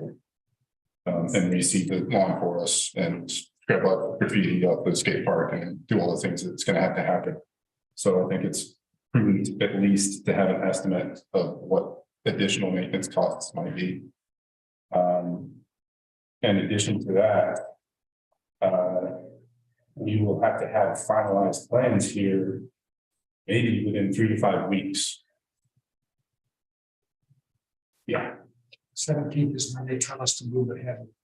Right. Mid-March. Right. So March 20th, which is 5 weeks from now, would be the site visit, which is what I heard is the deadline for finalized plans. So between 3 and 5 weeks. I think in March is the announcement of when they would do a site visit. Okay, well, the final decision is in June. Right, so they would have to. So if it's March 20th, is my understanding is I have the dates written down, right? Is when they're making the determinations and site visits. And actual, I don't know if that's disbursement, is in June, yeah, disbursements in June and then finalization of 20. March 20th is the grant submittal. Okay, so site visits will be done before that? No, I think they do such as every. Okay, whatever, we got before June, anyway, to have finalized plans. Is the Parks and Rec gonna, what's for Parks and Rec gonna do that for us? Is that up to us? Where do we go from here? They've already said in the open meeting that they would take care of the administration of this. And we can plan in 6 months if we cannot decide whether or not to do the dog park there or what size it is. We need to change the entire council. I mean, this should be done in a month or less. It doesn't take that long. It isn't the building of the interstate system in the United States. It's a dog park and a skate park. And we're gonna fix the bandstand. And that's what it is. Yeah, Dave. I just wondered, Thomas, were you talking about the skate park in particular, or I'm talking about all these projects all the we have. pieces like Right now we the have- grading for the walking path? I mean, are you thinking the engineered structures need to have a blueprint? So in order for these things to become reality, we will have to have finalized blueprints is perfect, yeah, the word for it. For all of these things, we're not gonna have somebody go out there and like put up a fence for a dog park, right? It's gonna be plotted out and designed and finalized. And presumably that has to happen before the grant is awarded. And that's their responsibility as the granting, as the party who is submitting the grant, they have to do that. Sorry, they didn't stay because it would have been nice to have their. They're writing the grants, they have to do that. But do they know? I mean, Yes, they. Thomas, if they're writing the grant based on Paonian motion, there is no detail in that. So I don't understand. I think Thomas's point is, what do we need to be doing in the meantime? If we're gonna, to be making sure that we can take the fence down along Fifth. Use it, we're gonna repurpose it for the dog park. I mean, are these things practical? Is it really gonna work or does it matter? Is Thomas's point. How much do we have to have in our pocket? I'm also bothered by the lack of coordination. I'll just have to say, because it seems like people are on all different pages. I'm wondering if you could have two trustees meet with whoever is forming this grant on their side and talk these things through a little farther. It is a pre-app. And so you've got time to work these things out. But these are big decisions to put these kinds of improvements in, and it seems like the town needs a little more clarity about how it's gonna work. So maybe, I don't know who on the staff is a parks maintenance person, but maybe you could meet with them. It seems like Corey would be a perfect person to be part of this. And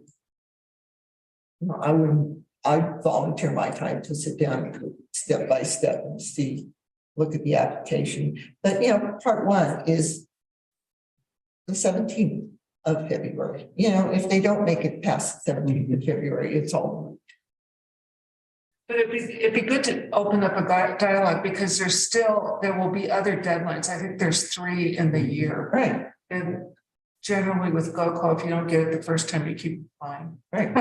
Persistence. Yeah.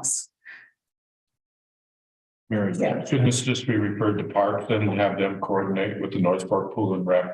Because it'd be good to have our ducks in a row so that we're rolling if we do get it. It's up to the commission. Yeah, but we need to deal with the first motion that's on the table. So further discussion on the first motion, which is if there's a positive response on February 17th, we ask that staff estimate the maintenance and operation costs for the next 5 years. Further discussion on this. Okay. Discussion from the public. All right, all in favor? Aye. Opposed? All right. If I may, I have a second motion to make, which came from the very beginning of the meeting. I'd like to make a motion that the police force begin enforcing dogs off leash. And do what with them, Paige? Write them a ticket. If you find a dog. No. People walking. All right, so let's clarify. I'd like to make a motion to instruct the police force to enforce the code about dogs off leash when they're with a human. Yeah, I second that. all right. Discussion from the board. Yeah, just like I pointed out earlier with Susie, when she was walking her dog and the pit bull that was loose came and attacked her dog. She had to come into my house. I've seen a lot of loose dogs and I've seen problems with it.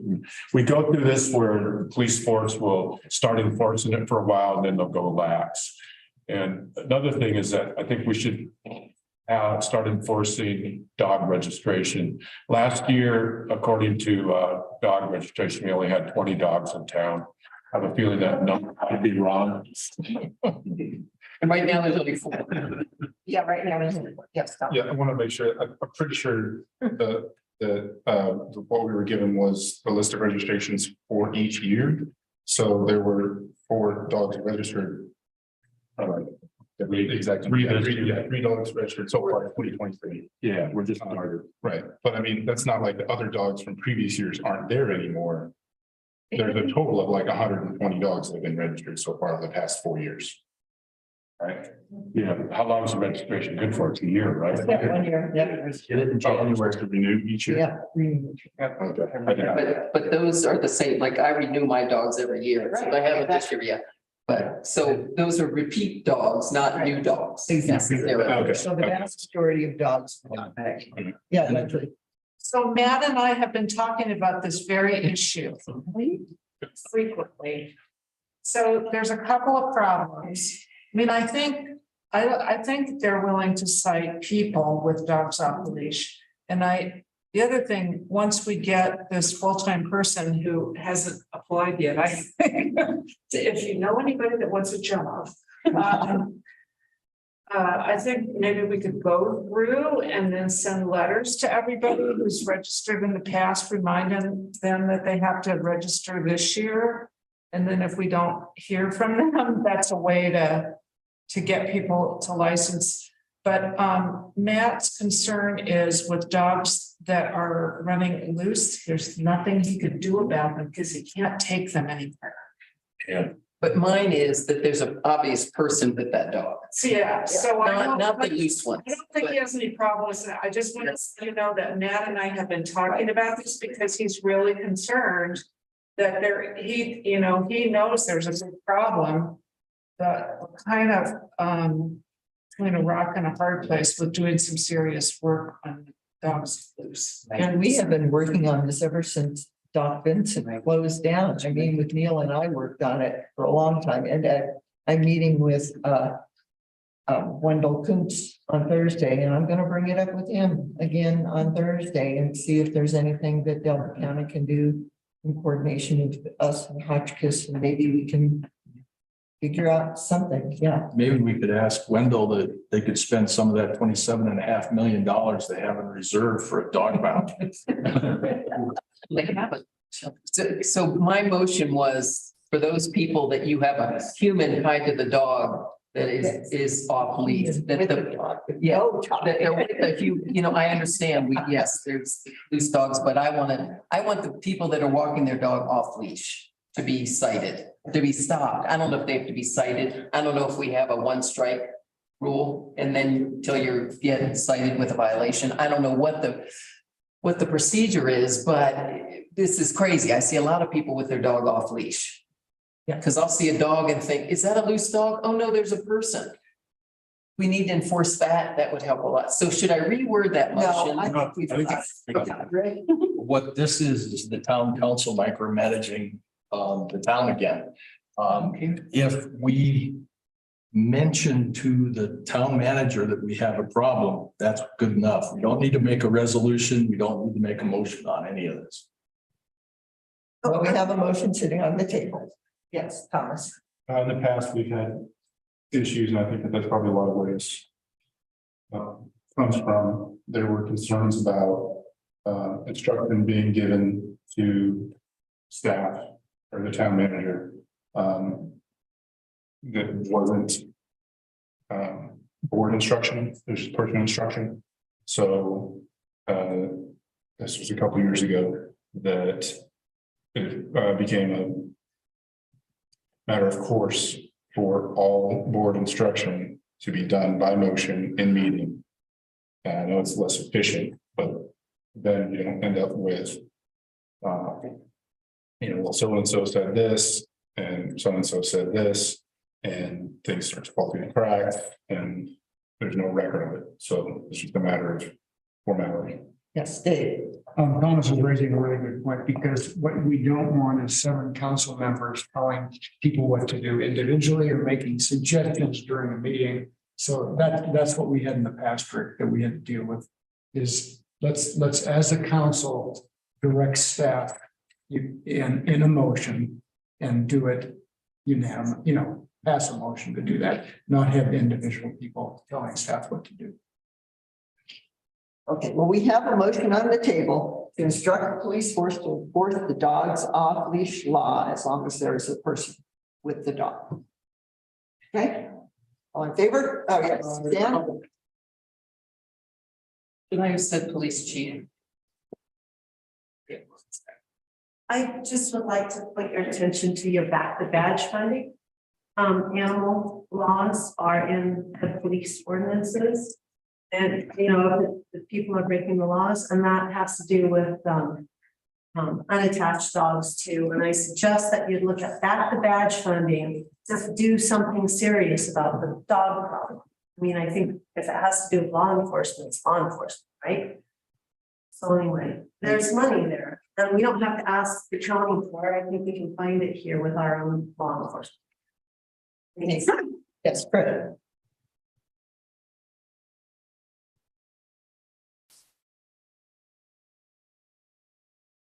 Chris Kendall, Minnesota Creek Road. I have a couple things. While we're at this appointing the dog thing, there has been a lot of dogs chasing wild. And they can be shot for that. So, I mean, whether Matt does it or somebody else, that might be another way. Get it out there. That also, while we're at it, things that need to be worked on. I'd like more of the things like that enforcing, and I know Matt's trying, but enforcing the laws that we already have, such as the no parking on 2nd Street that's been in for like 15 years or something. I mean, there's a lot of things that have gone by the wayside because it hasn't been enforced. Also, I'd like to see that when an agenda is out for the council, that we follow the agenda. We don't move it up for special things. Because if you hadn't moved it up, those people would have heard some of this stuff. Thank you. Thank you. All right, anything else? All right, we have a motion to second to instruct the police force to enforce dogs off leash law as long as there's a person. All in favor? Aye. Opposed? Nay. All right, that motion passes. Yes, Mr. Mark. I move that we take a 5-minute recess. That's an excellent. Sure. All in favor? Oh, with second. Second. All in favor? Aye. All right. 7:03 or 8:00. Otherwise, we'll be moving back. That's something. It's 8:04.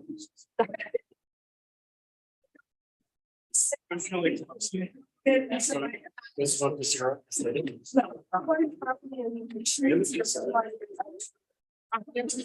did smoke one. So. Why are you doing?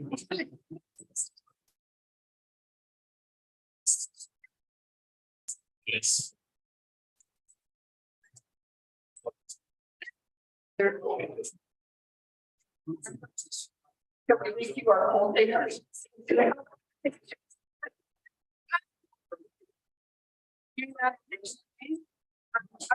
talk about this.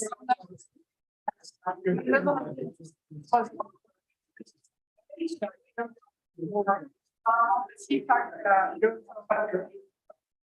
sort of a diverse. I don't know.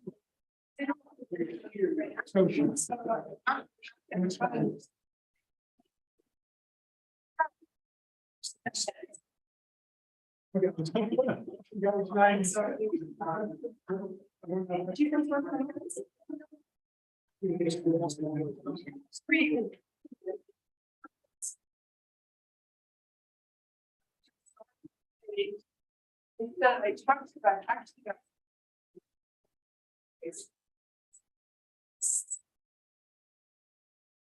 Yeah.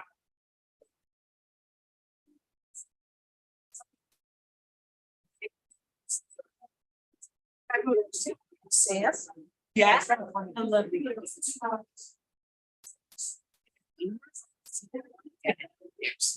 Because I know it's so they were.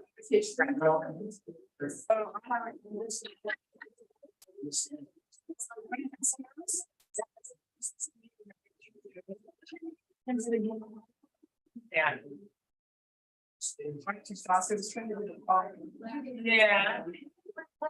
Yeah.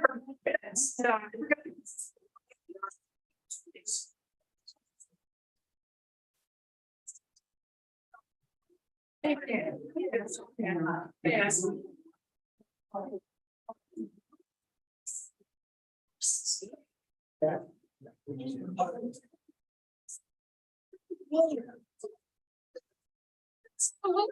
Here.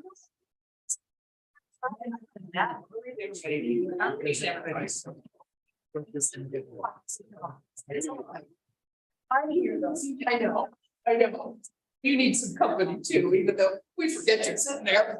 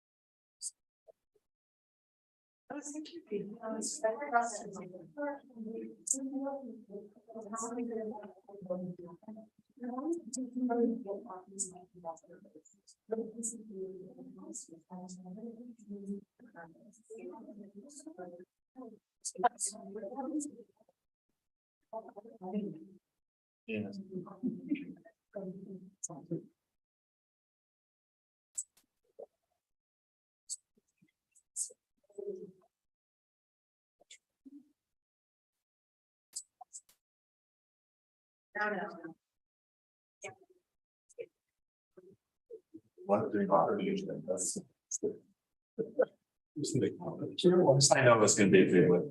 Teachers. Wasn't your secondary.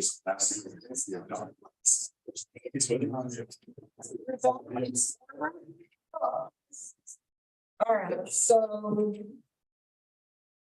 Next item on the agenda is just consent agenda disbursements and special event permit for the Friends of Ulysses. Make a motion to approve the consent agenda. I'll second that. Yes, Mr. Martin. Comments, questions on the expenses? Anybody know what Maison de Saison is? Yes. Yes, they're the outfit that owns Chrysalis and whatever they now call the Revolution Bureau United or whatever. Yes, that's Do you want to know more? Why a refund? yeah, I mean, because, go ahead. We dealt with this today. Hey, picked it out of disbursements and we weren't supposed to charge them because of the nature of the license. The state has full control of that, not us. Okay. So we're refunding them for what they've already given us. Okay, cool. I looked it up and all I could find was a women's clothing line.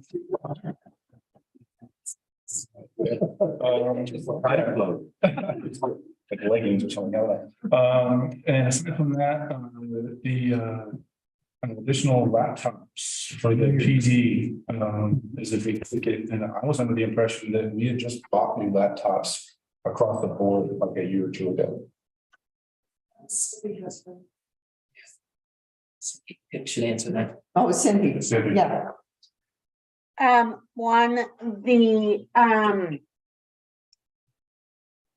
The clothing line, I can't think of their name right now, but that is a refund of an overpayment. They overpaid Yeah. on an account that's closed. We're refunding it back to them.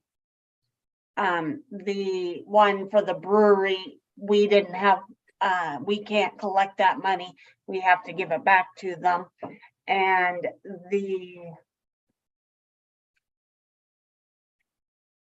I'm sorry, you're gonna have to remind me what the last one was you just said. Laptops. The Laptops? the PD laptops item, Oh, we never got, we just now got them. I'm sorry. Say that again? We just now got them? Oh, so we did not buy them before? No, Okay, I'm sorry, Cindy, for the first part, did you say that was a clothing line? it's it is, that's the business is a clothing line, I believe. But, that's the company that owns that property is a clothing line. So what? Very well. Okay. Thanks for the clarification. Okay, thanks. I had asked Cindy the same question you did Mhm. about the laptops, and it's coming out of the 2022 budget. They just didn't get here until now. As I asked that same thing, wondering, wait a minute, why are we doing more laptops? So Okay, anything else? Yes, Nate? Just want to remind everyone, whenever you see a Delta Montrose electric bill, think about $1,000 a month being saved because of the street lights. All right. Anything else on the board? Okay, all in favor? Aye. Opposed? All right, that motion passed. Okay, staff report. Leslie. Okay. So on your agenda, you'll see that I'm recommending the appointment of Sam Porter, town clerk. She and Amanda participated in training last week. We were able to get Laura up last week quickly. And I think a lot was learned, and we are upgrading some of our processes, including how we do liquor and licenses. And we had the advantage of about 3, I think, scenarios come up in real life that became training scenarios. A CORA request, a liquor license that we needed to revisit, and what was I can't remember the other thing, but it was sort of like life offered us on the job training. And I just want to mention that Laura said that Sam was like a sponge and that she's going to be a rock star clerk. A rock star clerk. She was very impressed. You play guitar, Sam? That's in her job description. Or not to act like David Cosby. Okay, so the next thing is, I have revised this section on water and sewer improvements. If there's anybody in the audience that wants to revise memo, it's here. You can get a copy. So we're going to talk about that. I think that's the last item on the new business agenda. And because we got updated costs, and of course they're more expensive, so I added that all in. I posted the town administrator job description. We apparently are already getting applications, although they might be people who had applied in the past. So hopefully we'll see some profit, because I put that on ICMA and 2 special groups, the county managers list and the women in management list. And then a Colorado City County Managers Association, APA Colorado, because I thought there's a lot of planners that move up into management. And I put on CML that's a revised posting, so people would know to look at it again if they had bypassed it the first time. And then for the affordable housing study RFP, we had 8 firms that attended our pre-proposal meeting, and I've had a 9th firm contact me since then. So I think we're going to get a lot of proposals. And the advantage of a pre-proposal meeting that you hold with everybody so they can see everyone is everyone knows they have competition, so they better get their price down. So we'll see how that goes. And I wanted to mention that we're getting traffic enforcement complaints at the elementary school. There's an issue there because it's not really our jurisdiction. And Matt is working on trying to find a resolution on how we can address that. And then a couple of other things. I'm going to suggest that you add to the beginning of your agenda an item called correspondence received. What I've noticed is I'm getting a lot of emails that are addressed to all of you. Those need to go on the record. They should not just live in email. They need to go on the public record and be part of the minutes of the meeting that people send in. You can just attach the emails. You don't have to respond to correspondence received, but you do have to acknowledge in public and have it be part of the public record that it was received. So I'm going to suggest we add that.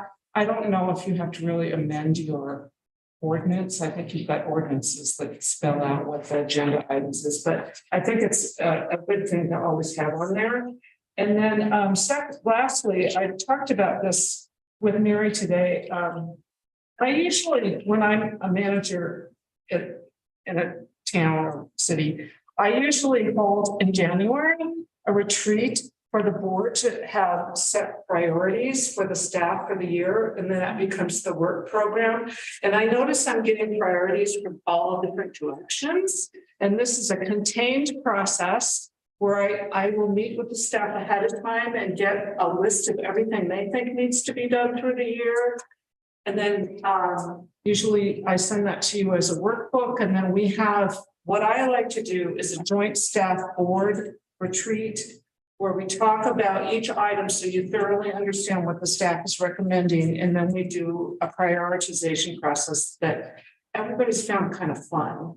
And then that, once you approve that as your priorities, that becomes a work program for the staff. And you can amend it, but it gives you an idea like what you were talking about, Paige, adding on to work for staff for the next year. You could say, oh, they're booked with all these things. What do we move a little farther down so we can have this new thing be a bigger priority? And it's all in one place. Because right now, I don't know if we have good communication about what staff is actually doing. If you could see Jeremiah nowadays, he's mining for water rights documents, and I think it's helpful. So if you're interested in that, I usually do it in about 4 hours.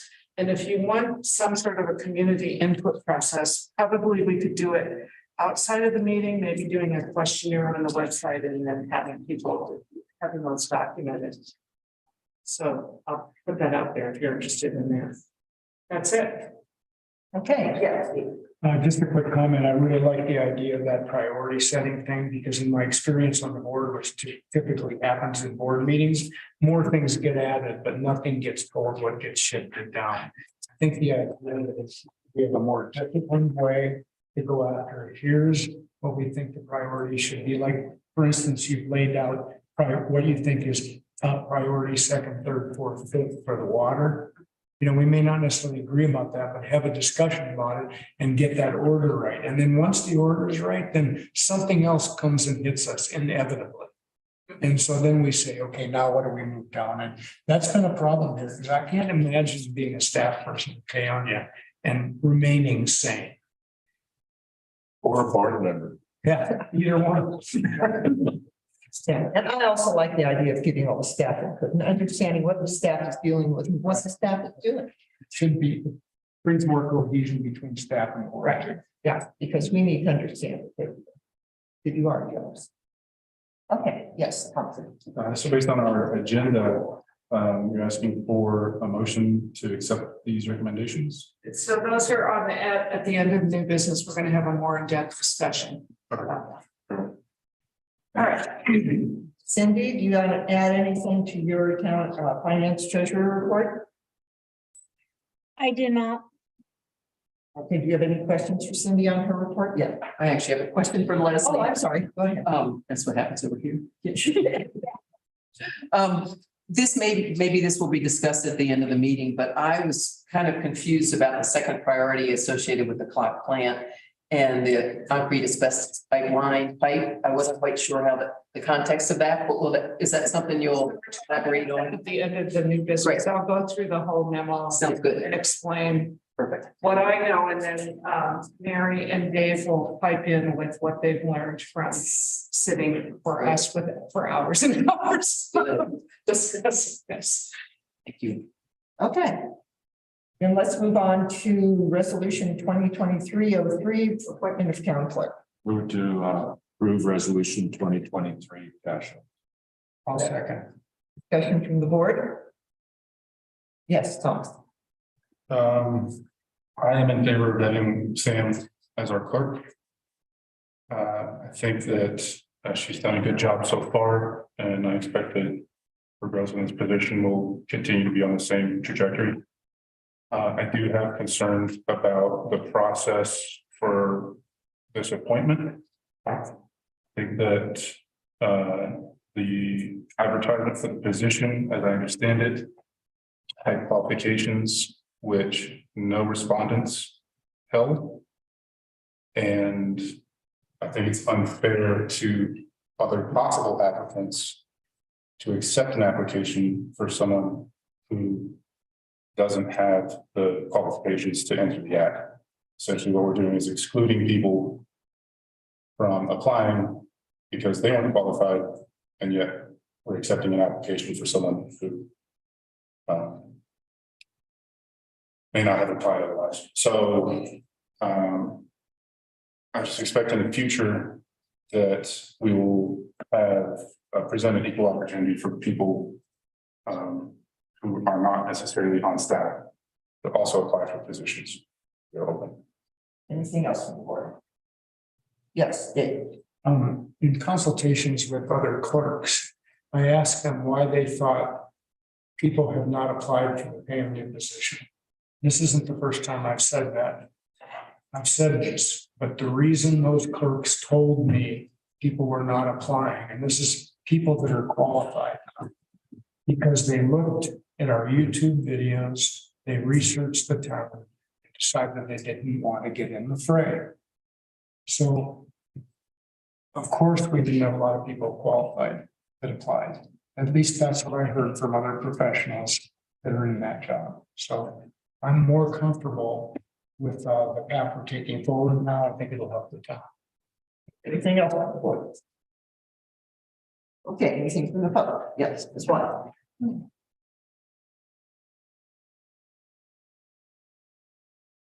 Suzanne Watson. I'd like to just say that was completely unfair, what I just heard coming out of a trustee's mouth here. I'd like to let you know how frustrated I am. For instance, as a zoning board of adjustment member, we have no process. You look at our code, you look at our public hearings, there are no processes laid out. We have no policies. Don't just blame it on the meetings. There's a lot of messed up things here, and I know that's your opinion, but it's really not fair to be trying to shame what I suppose shaming the audience or the public. Dave, completely unfair. And I don't think what he said should even be considered. Thanks. And I've also seen a lot of cronyism here over the last several years. And I appreciate Sam. I think she's got a great kind of almost a sense of humor. She's got a great calmness to her. But even the way she was hired, complete cronyism on Corinne Ferguson's part. I think that would be a turnoff as a professional too. Thank you. All right. We have a motion and it's. Oh, I'm sorry. Yeah. Mary Gaming, Northport Avenue. Previous to living here, I lived in a small town, similar to this one, a lot of difficulties in management. And I think having protocols, a book of protocols, can eliminate a lot of hostility. I have experience, I think the people that work here are wonderful.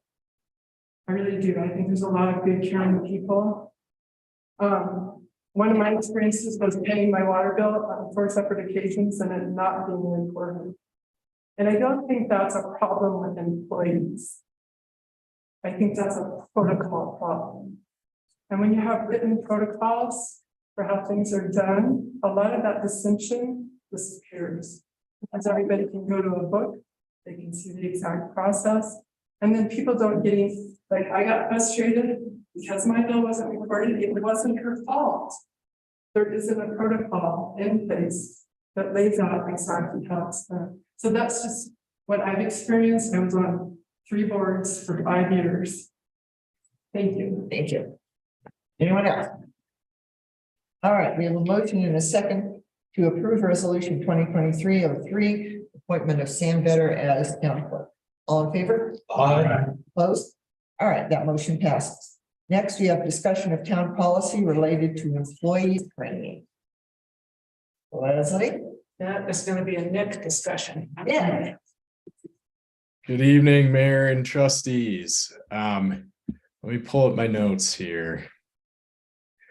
So this agenda item is to discuss town policy related to employee training and education, and specifically a requirement that employees pay back training or education costs when an employee leaves employment with the town within a certain amount of years following that training or education. Under Colorado law, an agreement requiring a worker to pay back training costs when the training is distinct from the normal on-the-job training is legal, so long as the employer's recovery is limited to the reasonable cost of the training, decreases over the course of the 2 years subsequent to the training, proportionately based upon the number of months that have passed since the completion of the training, and so long as the employer's recovery would not violate state or federal minimum wage laws. For example, by deducting the costs from the employee's paychecks. However, it might be worth considering whether a reimbursement requirement for training costs is good policy. It's standard practice in the region, including the town's police department, to cover police academy costs upon a cadet's acceptance of employment with a police department. In exchange for that cadet's agreement to pay back all or a portion of the costs if the cadet resigns from the police department within a certain period of time, 3-4 years, for example. In that case, there's a pretty large incentive for cadets to agree to such an arrangement. They want to be police officers. They have a choice among employers because the agreements occur before their employment with a particular agency, and they're happy to have the opportunity to have those education costs paid by that chosen employer. In contrast, the incentive is not as clear for current employees, and that's what we wanted to discuss with the board tonight. On the one hand, it's possible that current employee training will result in a raise, a promotion, or general upward mobility. But on the other hand, current employees might feel pressured to take offered training opportunities to impress superiors, and then they're faced with impending debt should things go south and should they decide to leave within that 2-year period that I said was legal. So there's also some potential policy concerns that I wanted the board to consider with recruiting impacts on a training reimbursement requirement, and whether that requirement really demonstrates the employer's value of its employees' growth. So of course, on the other hand, there's a risk an employee will take newly gained knowledge, know-how, and their skills that they gained in that employer provided training, at least the cost provided by the employer, and leave the employer with providing only a limited or no benefit to the employer. So I think really that's what I just wanted to tee up a discussion for the board, since this is something that the board is considering potentially with regard to employees. And we wanted to put it in a way that this is a policy consideration for the board, for employees in general, because I think if you move forward with a policy of having employees, a particular or a particular subset of employees, it's worth considering for all employees. So I think maybe a good way to phrase the policy question is who of the employer or the employee should take on the risks that we've discussed, one being the risk that the employee might leave early without giving the employer the benefit of the full benefit of the training and know-how that they gain from the employer paid training, or the risk on the other hand of the employee that might feel I guess for lack of a better word to explain it, trapped by the debt that they might incur should they leave. And at that, I'll turn that policy discussion back to the board unless Leslie has any additional comments. Leslie? I don't. Okay. Well, Dave? One thing that's, I think really causes us to think about this is when we go through a certification process in certifying an individual. And I think maybe a water or sewer certification process that takes several years and takes a lot of time away from the job. When do you recoup that? And I think that's one concern I have. The day-to-day stuff where someone goes to a conference or goes to a 3-day workshop or something like that, I'm less worried about that as an individual board member. I'm just talking about my own feeling about it. It's the more expensive processes that really allow whoever has gone through that training the ability for an incredible amount of mobility. For instance, and I do water certification as a good example of that because it's a huge demand. So those are the things I think that prompted in my mind wanting to look at least gaining some time. I understand that people can be very bitter about feeling like I completed this training, now I can't go anywhere else in the job and I'm trapped. But I think when you have a clear agreement up front when the person starts that series, then they're an adult. They've signed on to it. That's all I have to say. I just want to offer a different perspective. Sure. So let's use the water operator scenario. So right now we have 2 very good candidates who have to go through the certification process and it will cost money. If you were to hire them when they were trained, you would be paying for them way more than what the training costs to pay for the people that you already have. So right now, water operators at the D level are going for $65,000 a year at the D level, and that's the beginning certification. They're going up for $80,000 to $90,000 in the state of Colorado because they're so scarce. So another way to look at it is you either pay to train somebody that you have here that's living here with the community, and has ties to the community, or you hire somebody who's been certified for a whole lot more money. It's kind of a trade-off. It's like when you hire people that have been trained by other governments, you're getting the benefit of what that government paid for their training. So I hear what you're saying. I have never been charged for my training. And I've done a lot of training over the 40 years of what was probably longer than that, but I was 3 when I started. And, there's another way to look at it. And I understand what you're saying, but in government, especially because even though it sounds like a high salary, government pays less than private corporations. So it's kind of this continuum that you either homegrown somebody and train them that you're hopefully are going to stay here, or you're hiring somebody who's already trained from out of the area and paying them a lot more money. Thomas. A couple things. I'm not sure, but I think that the policy as we have it makes sense right now. Because we have had examples of people who have been trained, they've been hired with the expectation that they will finish training and begin working for us. And then as soon as, well, not as soon as, but within weeks of the completion of training, they quit. And this has happened with our police force and with Public Works CDL licenses. So what we become without a policy of repayment for this training is free school, which is, you know, great, I guess, but doesn't make any sense to me as a taxpayer. And I think that hopefully, Leslie, to your point, that if someone does go through this training and is qualified for this position, that we would be paying them competitively then at that point, what they would be worth or making somewhere else.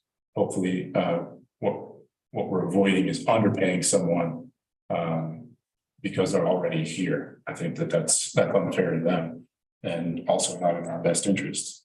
But I think the most interesting part of this is really what Nick has brought up about someone who already works for us and is hesitant to go through training because if they quit or are fired after that training, despite already being here as an employee, they are then liable for the cost of that training.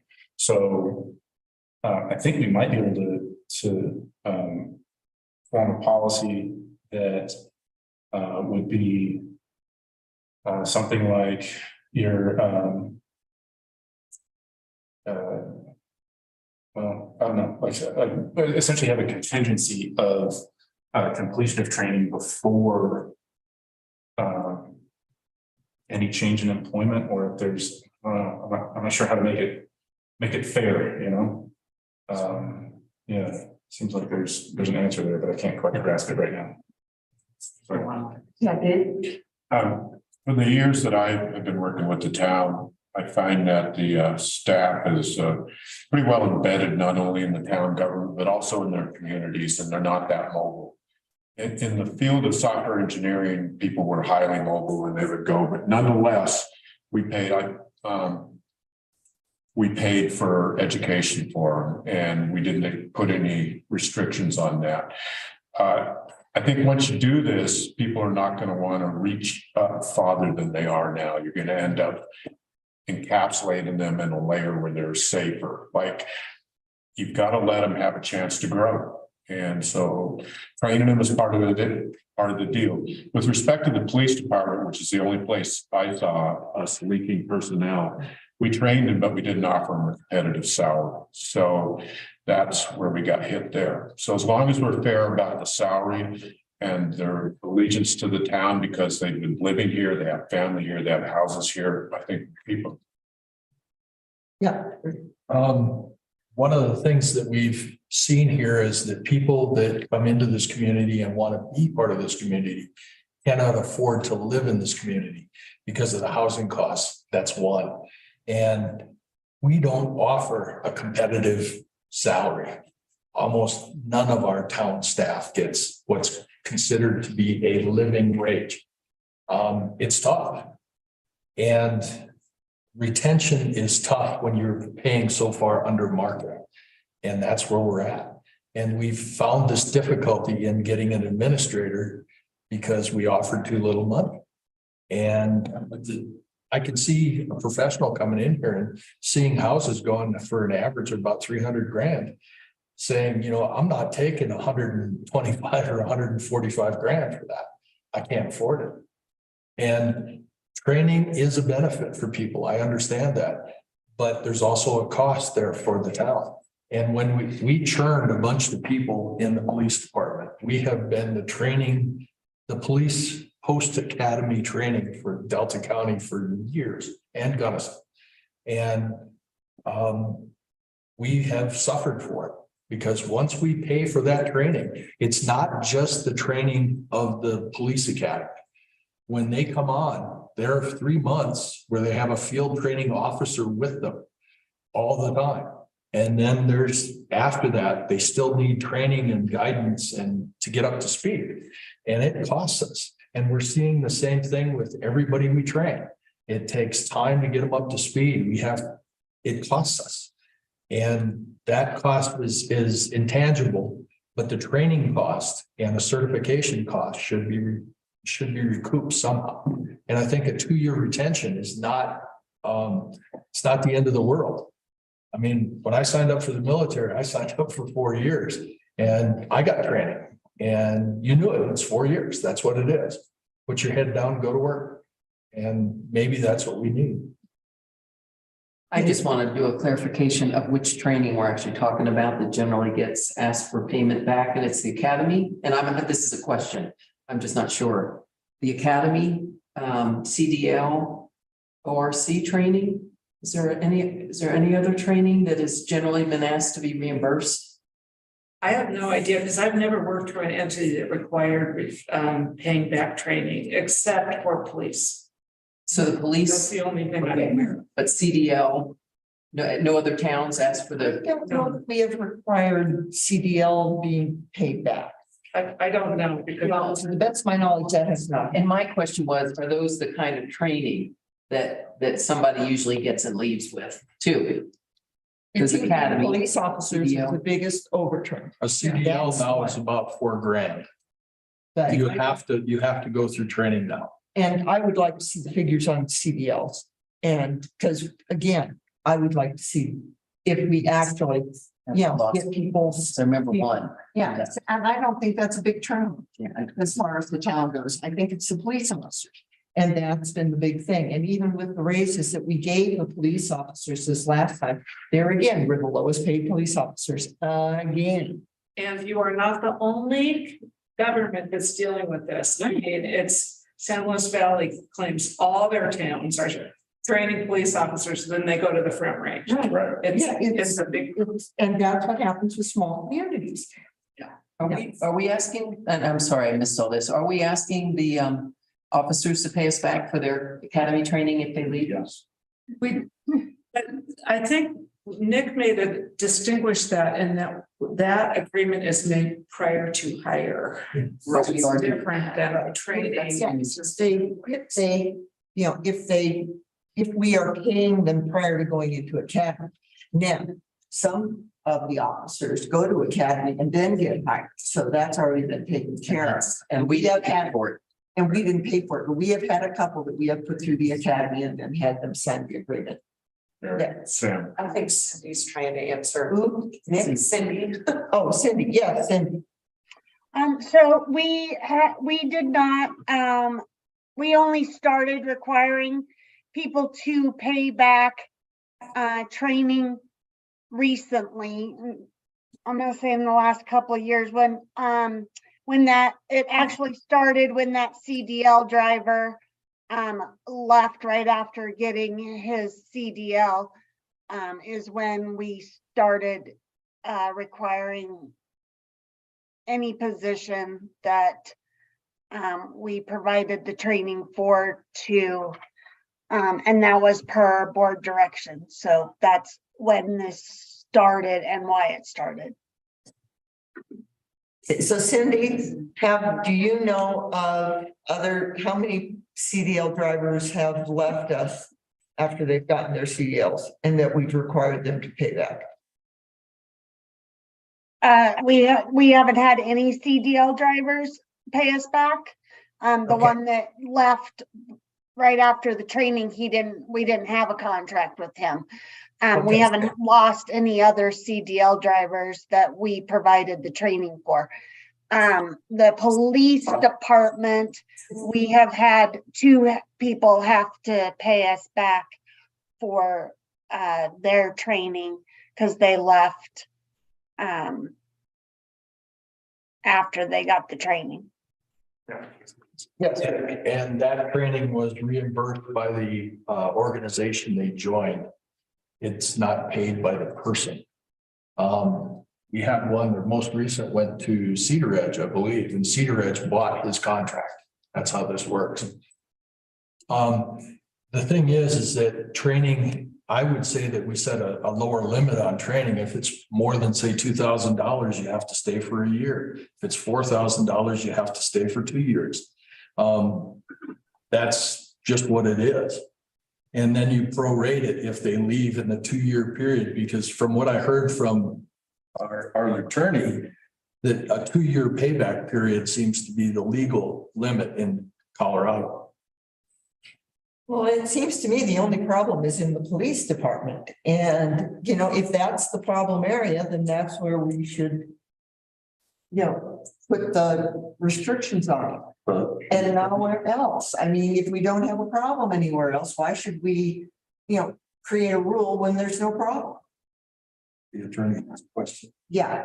Yeah, thank you. Yeah, I just wanted to clarify that the legal limit is of 2 years is for current employees. It doesn't apply to cadets. And even if they are current employees of the town, it still doesn't apply to the cadet academy because that's considered a scholarship in that instance. But current employee, even certification training costs, those are limited to a 2-year retention period. Dave, do you have his hand up? Yeah, I'm listening to what everyone's saying. The last thing I want to do is demotivate current employees that are pursuing training and trying to get better for themselves. And I think I'm wondering if we may be overreacting to one instance with a person getting a CDL and leaving. That the big problem seems to be the police department, not anywhere else. We have a process in place for that. So I'm kind of doing a 180 here and thinking it is a big demotivator. I heard that. The question I have though is, are there best practices for this in other small towns? And I'd ask that to Nick and Leslie. I think the answer is most of them don't, but I don't know. Every entity that I work for considers training and investment in a better workforce. That suits the government. You know, the biggest example I can give you is that I got hired to manage a failing department in California. And the first thing I went to the board with, and I asked them for $17,000, and this was 25 years ago, so that was a lot of money to get this staff trained, because it was evident to me that they just didn't know what they were doing. And they gave me the money, and I had to send people to San Francisco and Los Angeles to get training. We were in a rural area, but it just brought the whole department up. And so that's the kind of the policy that the other governments I worked for. I have not worked for a government that's required employees to pay their training back if they leave. But usually if somebody's there, I mean, in this case, in this rural community, there were about 11 employees. They were all invested in living there. The police thing is a whole different ball of wax. And that's what we're doing with the police department is what everybody's doing with their police departments. But if we were to require existing employees to pay back their training, I don't know of another community that's requiring that. Yeah. Just another consideration, that is that an employee may leave because of a death in the family. And you've locked them into having to pay back, even though they may have a fully personally legitimate reason for leaving. Yeah. Yeah, I think it's punitive. I think it's really punitive, and it's really, it hits the morale of the staff and it undermines morale. And you don't want to make your staff feel like they're being punished, because that gets around.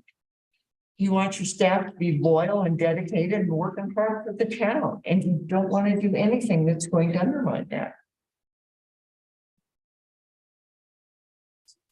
Just for clarification, so really the question at hand is, are we going to ask people that do CDLs and ORC licensing to pay us back?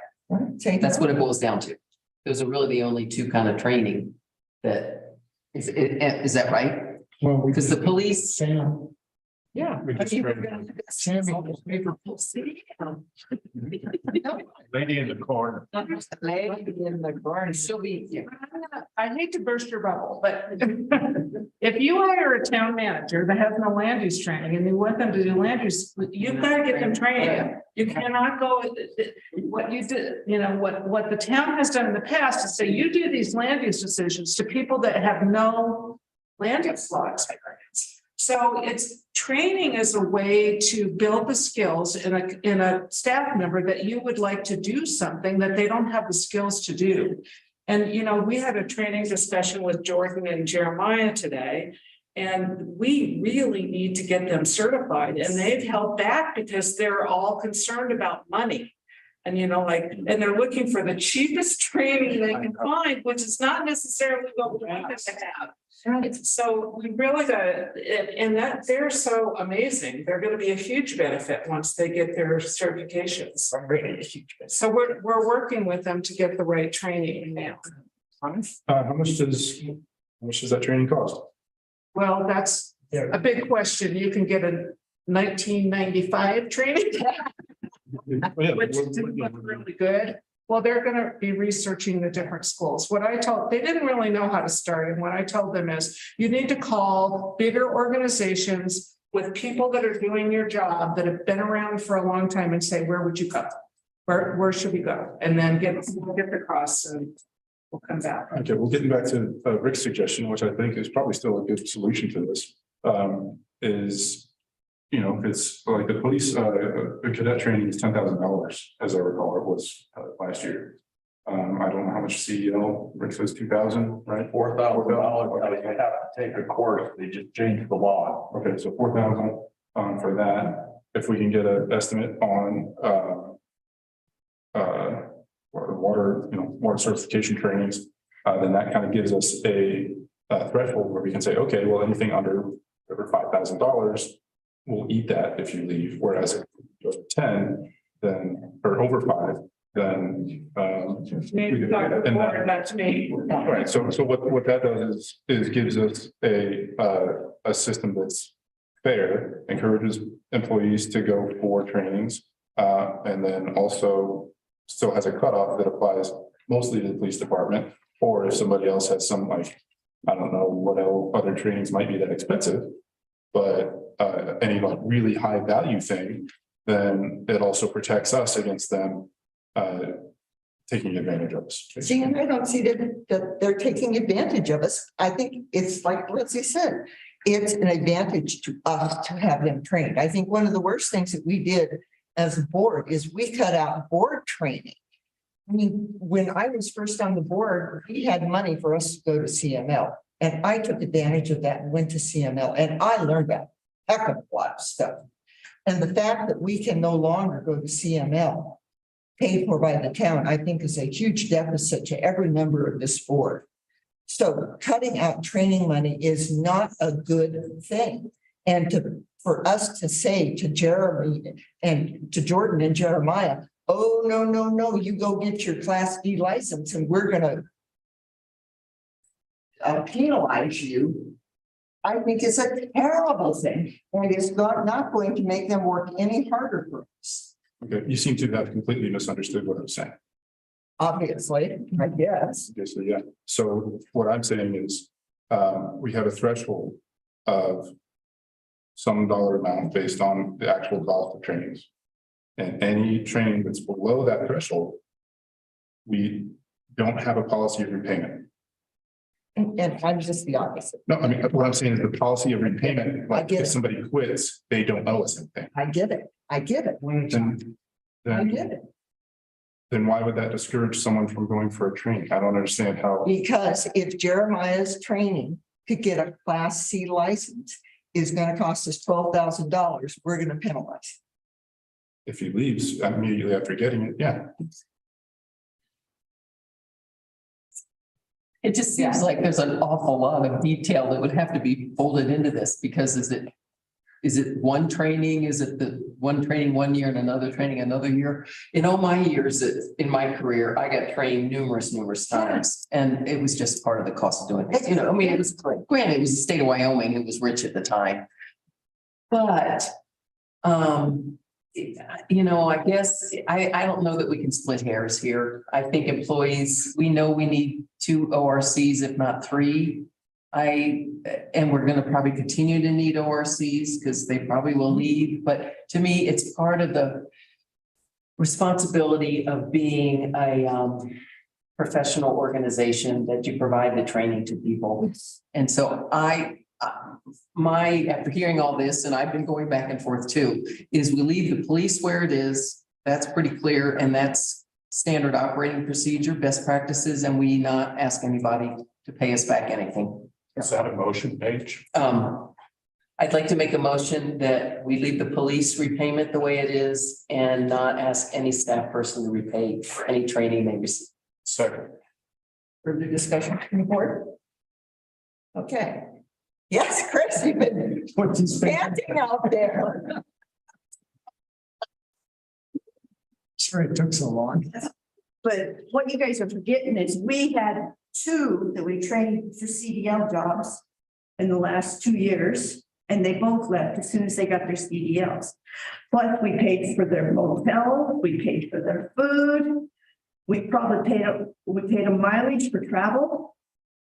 And an ORC job is a heck of a lot more costly, and there will be upkeep in that because they have to take classes every year to stay on top of their certification. Plus, it takes almost 5 years to get the license in an ORC because they have to go through all this training. They have to keep taking classes. Look at how much money we put into Travis. And that was a waste. And no, that was a waste.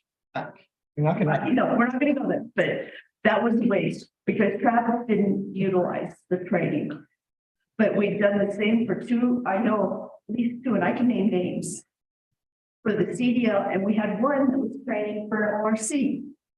And the town paid for his classes, they paid for his food, they paid his mileage, they paid his everything. And as soon as he got what he wanted, he was out of here. And he's the one that offered Travis a job in Arizona. So, I think there does need to be something. Whether it's set down in rules that, okay, we will train you, but we're not paying for more, And is there more dedicated? Yes. I mean, I've always been trained in my jobs. And you get benefits in, but what if they don't want to sign a contract or, say, okay, Jeremiah and them, you're going to spend a lot of money on them.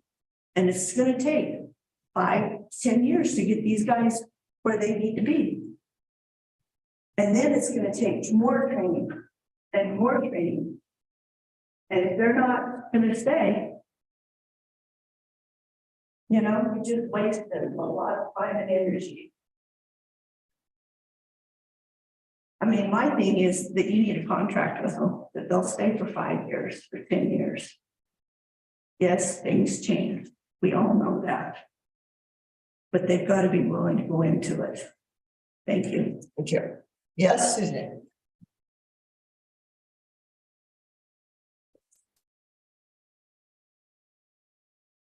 I do want to say I like what Mary Bachman said. So I'm sitting out here as a member of the public, and I'm feeling incredibly frustrated because why is it always about the employees? What about the boards and commissions that we have? And I'm speaking to what Mayor Bachman talked about, and we need training too. We could land you in a lawsuit, and I'm pretty sure I won't quit and volunteer somewhere else if you give me training. Okay, but I mean, we're just as important as the employees. We're just as important as making this organization work. And I feel just because employees are getting paid, for some reason they're more important, but we're probably even more important as the citizens who could be future board members too, to really understand how this organization works. Thank you. Thank you. Yes, Leslie. I have some good news. Suzanne is right. I agree with her totally. I am working with DOLA to get you training. Good. Okay. Position too. Like the planning. No, I'm getting all of I'm on it. Right, Sam? On it. We're gonna let Tracy. Stina Patterson. I guess if you're implementing all this for the employees, it would be so nice to see like budget line items very clearly what's going on for the next year and who you're giving this money out to. And also, why not bring it back to the trustees to take the CDL courses? Thank you. Yeah. Okay, so I want to clarify, that we are punishing people, but not for taking training. It's for leaving us, right? That's where the payback comes in. We're paying for their training. If they want to stick around, it remains free. If somebody takes a $10,000 course and then uses that training to go to work for a private entity, they're taking advantage of us. They're no longer our staff members. They've abandoned us. And now we have to get somebody else to take that place, find somebody, hire them and train them.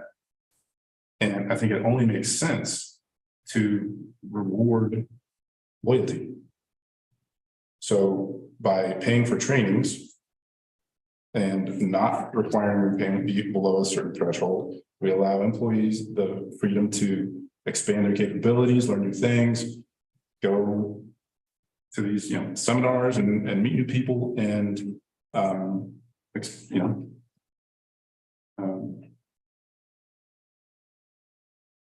the other side, if somebody determines that they just want to use us as, I guess, a scholarship,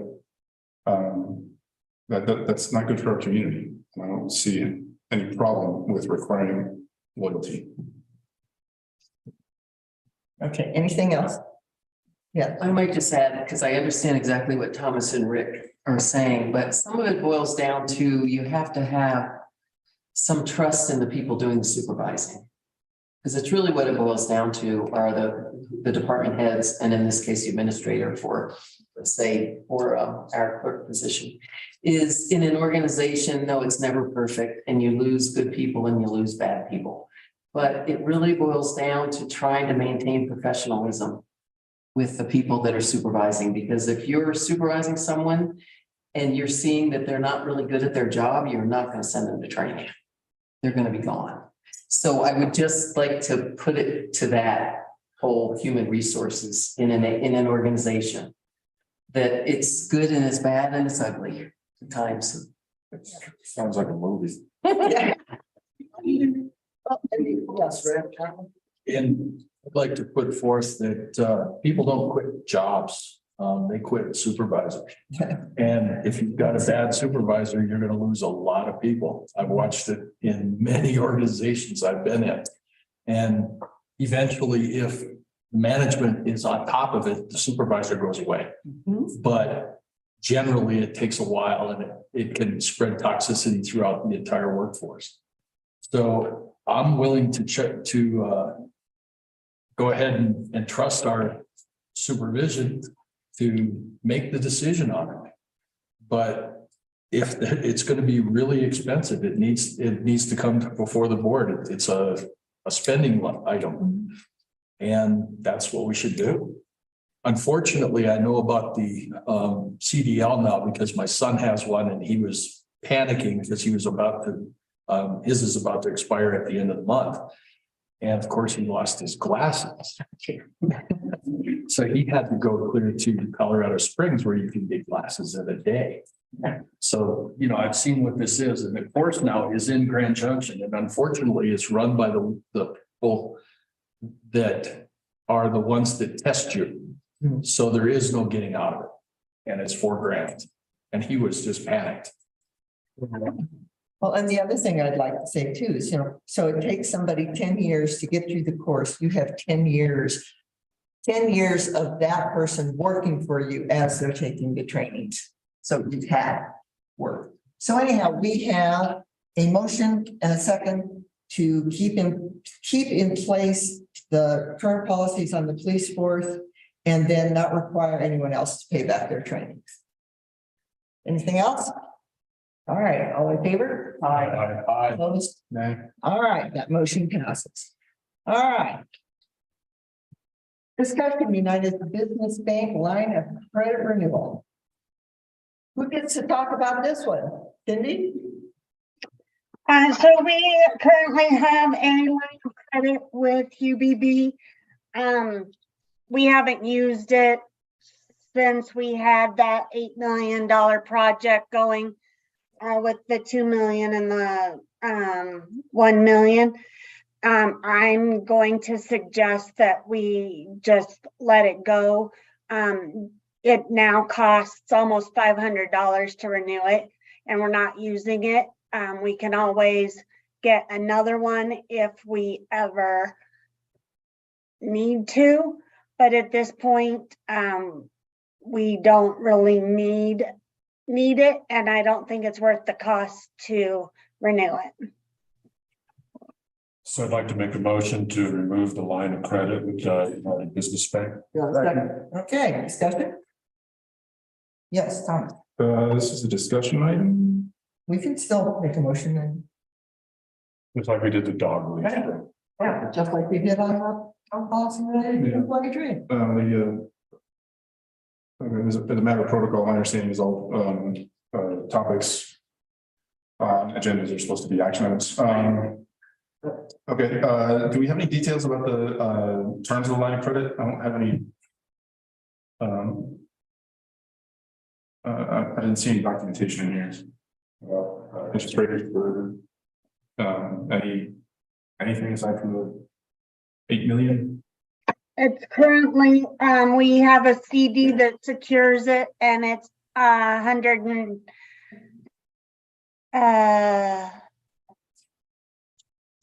it's 1 basis point or 100 basis points over the CD rate. Plus Okay. the annual $500 or $495 renewal fee. Okay, and what's a CD rate? 4%? That is a joke, huh? It's the shots. Learn where to shop. What's the CD rate, Cindy?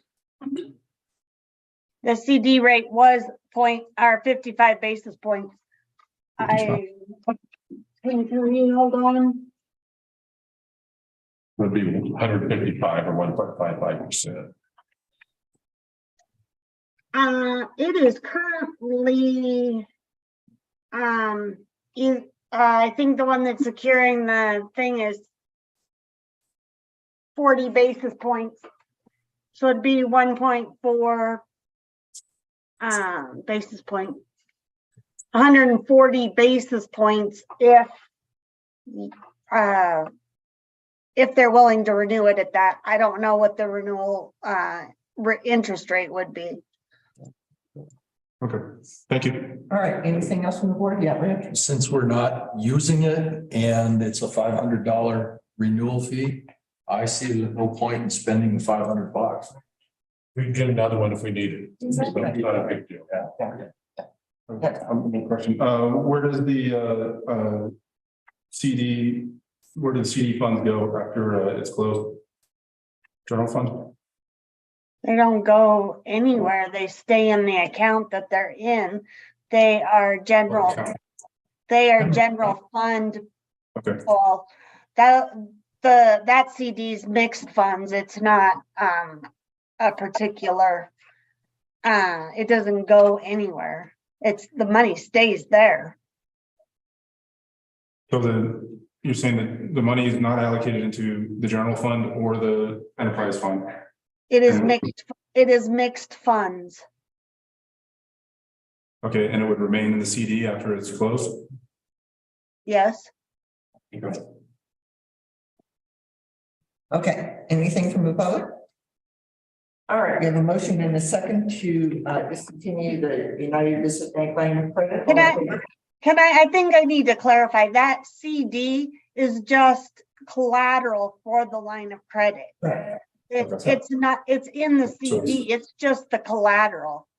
Okay. So It doesn't go anywhere. Got it. We have a motion and a second to discontinue the United Business Bank line of credit. All in favor? Aye. Opposed? All right, that passes. Next, tree board yearly goals and work requests. John? The president of the County Tree Board is here. We're gonna. It's all right. We usually put you to sleep before that.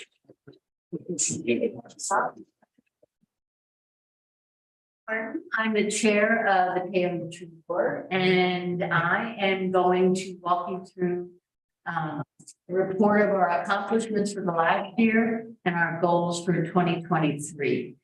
The tree board serves as an advisory board to the town of Paonia, promotes outreach and education, and maintains our Tree City USA designation. So for 2022, we hosted 2 Arbor Day tree planting events. And thanks goes to Mayor Mary, she was able to secure a grant from the Department of Health. We were able to purchase 7 trees, and we planted 4 on Grand Avenue, dug up the sidewalk, used tree root barriers, which is one of the problems with many of the grand old trees in our community. And 3 trees were planted at the schools, at the K8 and 2 at Nixis. I'm not going to read through everything, just going to highlight things. And we obtained Tree City USA designation for Paonia for the 5th consecutive year. So back in 2017, I answered an ad in the DCI. Ken Knight was the mayor at that time and wanted to get the tree board reinvigorated. It had lapsed for about, it was in existence for 11 years and took about a 9-year hiatus. And at that time, Sam and I were on the original tree board. He was the president at that time. And in April, he became a trustee, and that's when I took over 2018 as the president. And so since that time, we have had a Tree City USA designation. Mary was on the tree board and John was before he was a trustee. So yes, we're kind of like the training grounds. He didn't ask for any compensation for that. He needs, he has to pay us back. So some of our accomplishments, thanks to John, he has organized our 3rd annual Sick Tree Day. And it's very popular. It is this last year, well, John can speak to that. It was booked up overnight. In fact, people were calling us, John, not us, it's not us. So it was a very busy day, and we had support, of course, from extension service experts and folks up in Cedar Edge.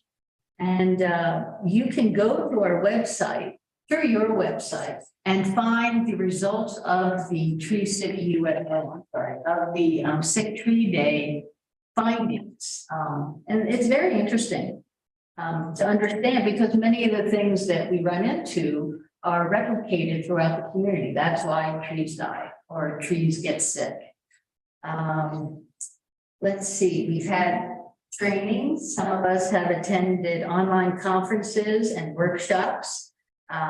We've partnered with the Master Gardeners. John Watts, the only Master Gardener here in town. And since you began, there's 3 other folks, or 3 of you total. And so they have joined us at our table at the Harvest Fest and at the Paonia Cherry Days. And so people walk by and we talk to them about questions they have about gardening and trees. Let's see. The website, John has been instrumental in creating this website. And as I said, you can access it through your website. And that's where not only do we have information that was learned on Sick Tree Days, but references for tree selection, tree care, as well as the street tree report that you can access. Cammie Long with Forest Service in Grand Junction compiled that data, as well as information on the town trees. That's not on the website, on our part of the website. Excuse me, but you can also access it through the town website. We've had ongoing conversations with previous town manager about tree replacement and maintenance programs, funding, and our role in that. And we'd like to see that go on. We created our logo. You'll see it up on the top on the left-hand side. We kind of stole yours at first until we had that logo. And we've had a very busy 2022. So on to 2023, our outreach and education. Having three, I'm going to jump back a second, 3 new tree board members. You approved them in November, I believe. And one of them is an actual certified arborist. It was a very exciting day when you approved Tom. And so he can offer classes. Tammy Long has offered classes in the past. We didn't have any last year, but 2 years ago, we had a tree pruning class, I believe. Or maybe I don't remember the exact title, but that is one of the things that Corey would like to see happen. And we've had many discussions about that. So Tom can offer pruning. In fact, we all met at my house last week for our annual spaghetti dinner and setting out the agenda for 2023. And Tom actually spoke about offering dual classes for the town, for residents, and then for Corey and his staff alone. So that's something we'd like to see happen, as well as other other trainings that he can offer. Let's see. Jump in anytime there, John. One of the things I spoke to Leslie about on the phone was a project to support Corey in understanding sidewalk repair, as well as the trees that were outlined by Cami that are most in need of being taken out first. So you can see on that report of the street tree report, 2021 report, that Cami outlined healthiest trees to the trees that need to go. And there's probably 10 that really need to go. So we talked about how can we be most efficient with this, and overlaying information about sidewalks and sidewalk repair with the trees that are most in need of going. And then talk about replacement trees. So there's lots of talk about replacement trees and how we can make that happen. So there's ideas you'll see down in the granting and budgeting part of it. There was talk about exploring possibilities for tree sales in 2024 and how we could make that a money maker, and how we could offer trees to homeowners in town, as well as, I just lost my train of thought. And then going on to the Colorado Tree Coalition grant, that was something also that was on our agenda. But we want to wait until this year, 2023, to apply for that, because we need to get things in place first before we just fill out an application or a grant. And then there was another, jumping up here to policy, creating a tree mediation process with having an understanding. I should jump back. Help me with this, John. So the idea behind the tree mediation process is the communication would occur between the homeowner and the town about work that they want to have done on their tree, might not be able to afford the work that is required to bring that tree back to a healthier situation, and about a cost share that might happen. Something like we had in place for the sidewalk fund.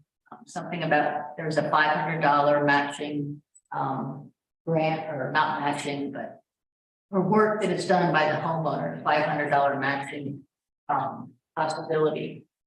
So those are some of the things we're talking about, and that's 2023. Anything I missed there, John? That was good. Okay. Can't stress how important, how game-changing it is to have an arborist. Tom also has tree risk certification.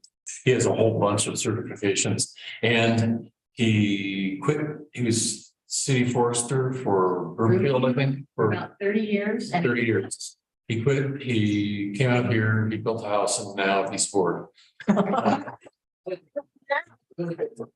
So, we were talking about training staff, we're talking about setting up, a whole, the mediation is a trade term for, doing the pruning and removal and all that stuff. Beginning to hammer out a policy and working on bringing some method to the madness. Yeah, Dave. One thing that came up in our homeowners association recently was fire mitigation and how people don't always plant the best things next to their house and are actually increasing their fire danger by the way they plant plants. And I wonder if that ever came up in the tree board at all, as far as help for homeowners that want information or want someone to look at their property. We tried through our homeowner association, to have the fire department come in, but it was a black hole basically. So I've done a lot of research with the forestry department Yeah. and they have all kinds of risk analysis tools and all kinds of stuff because of the obvious risk that we observed, not risk, but consequences we've observed other places in the state. And I can say pretty safely, no, we haven't.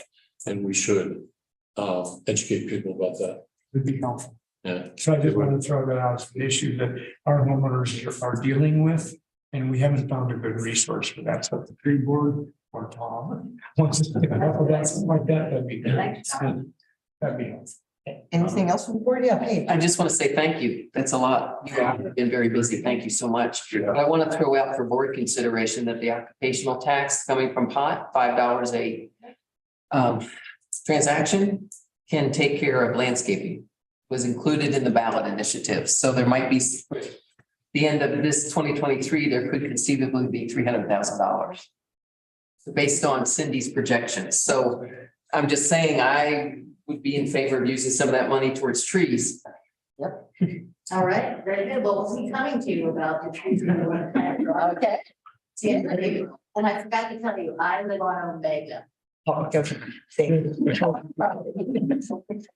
Yes.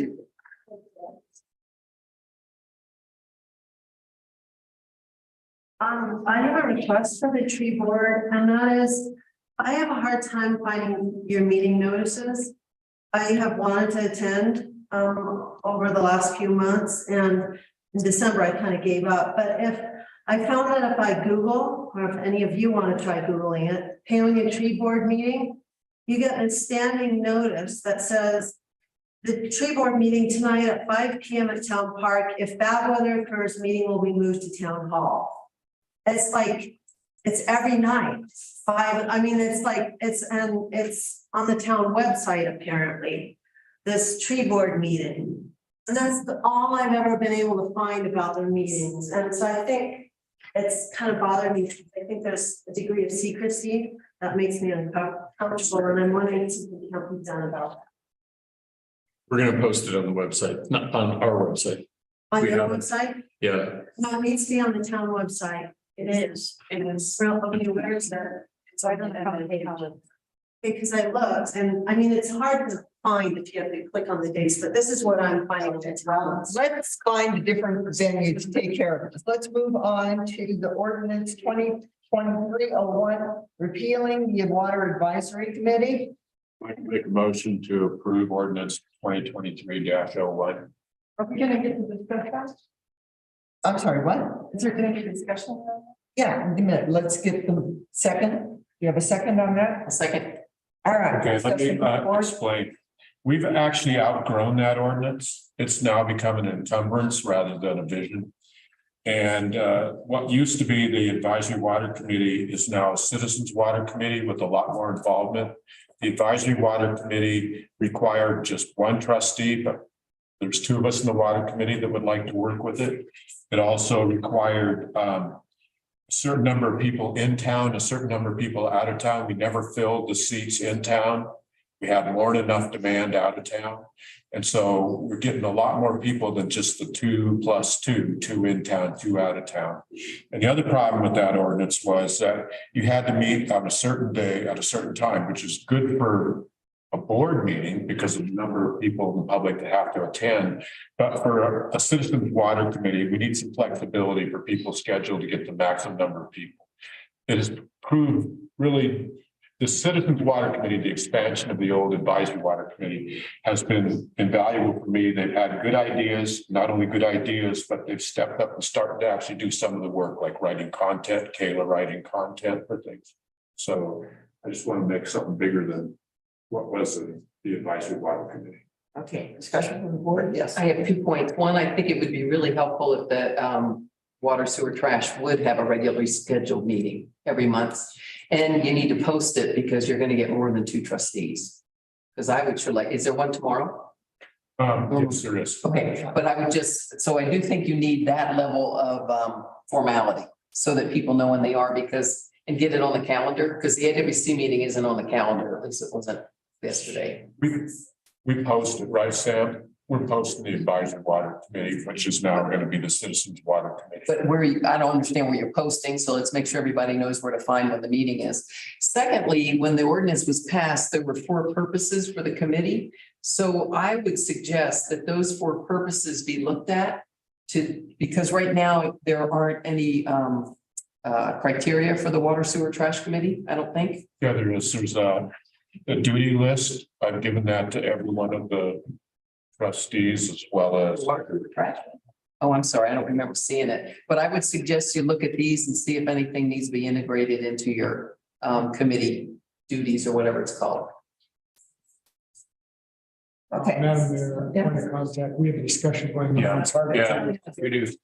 Suzanne and can you guys go outside, finish your discussion, please? All right, thank you. All right, anything else? All right, anything from the public? Yes, ma'am. My name is Kimberly Heaney. I'm on North Park Avenue. When I moved here, I was incredibly disturbed about what I experienced with the water department. Now I know there's been a lot of really good work trying to resolve a lot of that. But I went and asked for a simple water quality statement, and I was basically told if I wanted to ask them if there was something in the water, I could ask. I was given no avenue by which to understand what water quality is. Had I not had a sewer line break in 3 weeks in my house, I would have went to the state about that. Not being able to access your water quality report through your water district is not acceptable. So I know everything's working really hard on that, and I think that it seems like there's been a lot of really good stuff. I do feel like meetings should be posted and they should be on a regular basis. In the water district that I was on the board of directors, having public input on a regular basis, on a regular day, avoided a lot of expenses, a lot of business. And part of the reason it avoided expenses is because people have different perspectives. As a board, you have a perspective, you have a lot of knowledge that the public doesn't have, and you have to deal with responsibility. If you're running that district, if you're the water master, you have another perspective. One of your perspective is you want to get good raises, you want to have the equipment you want. And sometimes the interest of one area in another area does not take into account the public's interest at all. So I am not fully informed. I tried at one time to get informed about, what was being done about that, and I would like to get educated more about that. If you can tell me someone I can talk to about that, I'd be easy to not further anything as far as my comments about it. But I do feel that the people of this community need to have access to discussions about what happens with their water district and their water quality, and that those need to be on a set day of the week, on a set schedule. Anything else? All right, we have a motion that's, yeah. I want to respond to Kimberly's concerns that let you know that all of the reports and measurements that we do are available through the Colorado Department of Public Health and Environment, CDPHE website, and they're all accessible online. So if someone comes to the town now and asks that question, do they get referred to that? Because I was. You should have been, I suppose, but that's where you can find it. All right. We have a motion and a second. Yeah. I just wanted to say that we do have regular meetings. They're the last Wednesday of the month at 5 o'clock. The only exception was for Christmas, and that's why we had to move it. Thank you for clarifying. Last Wednesday at 5 where? Yes. They'll be here in the town hall at 5. There'll be one tomorrow. Thank you. Okay, I'm on the town webpage and I don't see it anymore. All right, we'll talk about Cool. They Okay. should have been on there, I'm sorry. We have a motion and a second to pass ordinance 2023-01, repealing the water advisory committee. All in favor? Aye. Opposed? All right, that motion passes. All right, so we have 5 minutes left. And we still need to discuss the water sewer capital improvement funding. And I feel anxious because this is the most important. Right. Yeah. So we need to extend 5 minutes for it. We extend the meeting till 10 o'clock. All in favor? Aye. Opposed? All right. Can we take a 5-minute break? Second. All right, all in favor? Opposed? All right, 5-minute break. I know, this, we're on a decision land. Now we're in audience, we can just say. Yeah. you want to accept it. We need some indication to you that we can go ahead and apply for the loan. Yeah. Because that's our big, we have to work on that.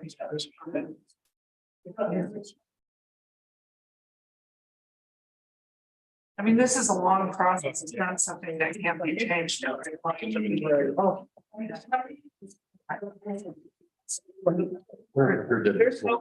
no return. Until you sign. Yes, $27 million.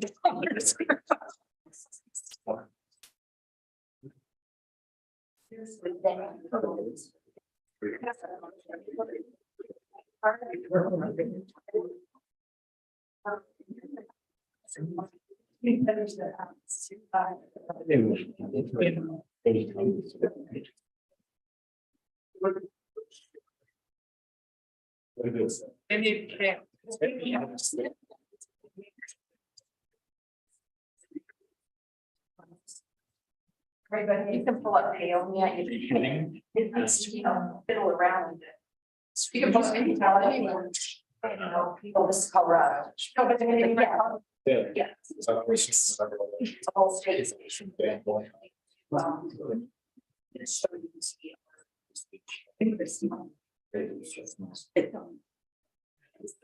See why.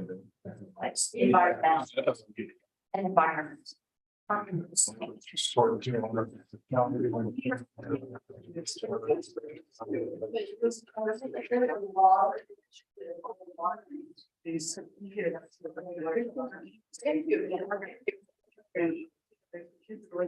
now from sure. They work, they organize, they came into the port, they spoke. Yeah. That's why getting to stay on top of all of it for a couple of years. They would monitor it themselves. And it almost brings tears to me. They are still doing it to this day. Really? So the teenagers took time starting for the little kids. And then say, and they were always out, they always did like rotated to have the oldest there. And then they would teach the younger ones, and they would grow up. And it's still going on. First reason.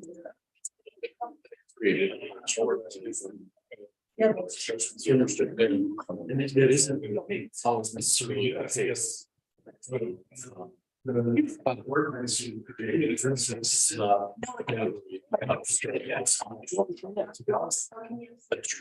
somebody in the house.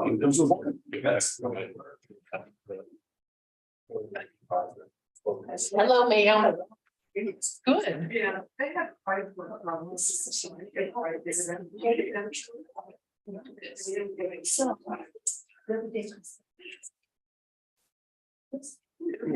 The resolution phase, and I like to write out there, teach the little kids to this day. Yeah, it's not like happening in places like this. Sort of. And Glenwood was a lot, and those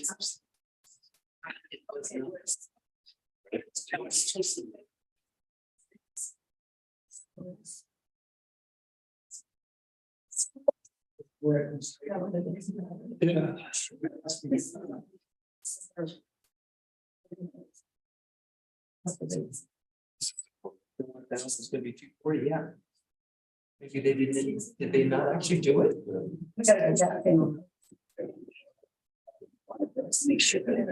And I wouldn't know. You wouldn't know. Unless you use less than that. Then you'd be charged, right? It's the storage issue. Right. Oh, Interesting. Yeah, so it actually is already there. All right, we are back in session. Through the overview about how we arrived at this. So we've been meeting for a long time. We bring the engineers in every time to the meeting, talk about where we're at, what progress we've made, and then bring the engineers in when we're ready and go over things. And I think particularly the storage issue has only last week. I say the sun came out and the flowers popped up, where we all finally saw the vision. So what I want to go over with you is what we've put together that we need to do and the priorities. And these are high level. And I'll tell you right now, be prepared, the cost will change and this will change. But the reason I want you to tell us, okay, we're on the right track, is that Mary and I have to put in what they call pre-applications, so we can start the conversation with CDPHE about getting the money for this, and it's a lot of money. So I'll go through it one by one. So one of the things we've talked about is getting this hydrogeologic analysis of the spring complexes. In addition to that, DOLA has asked us to consider working with Crawford because they only have one water source right now. And so this would benefit them too, and their spring complex is somewhat related to ours, that we would do all this work. And this is a kind of a brief scope. And we're talking to, we think that we can get this mostly grant funded. And Mary's contacted Crawford, DOLA is on board with this.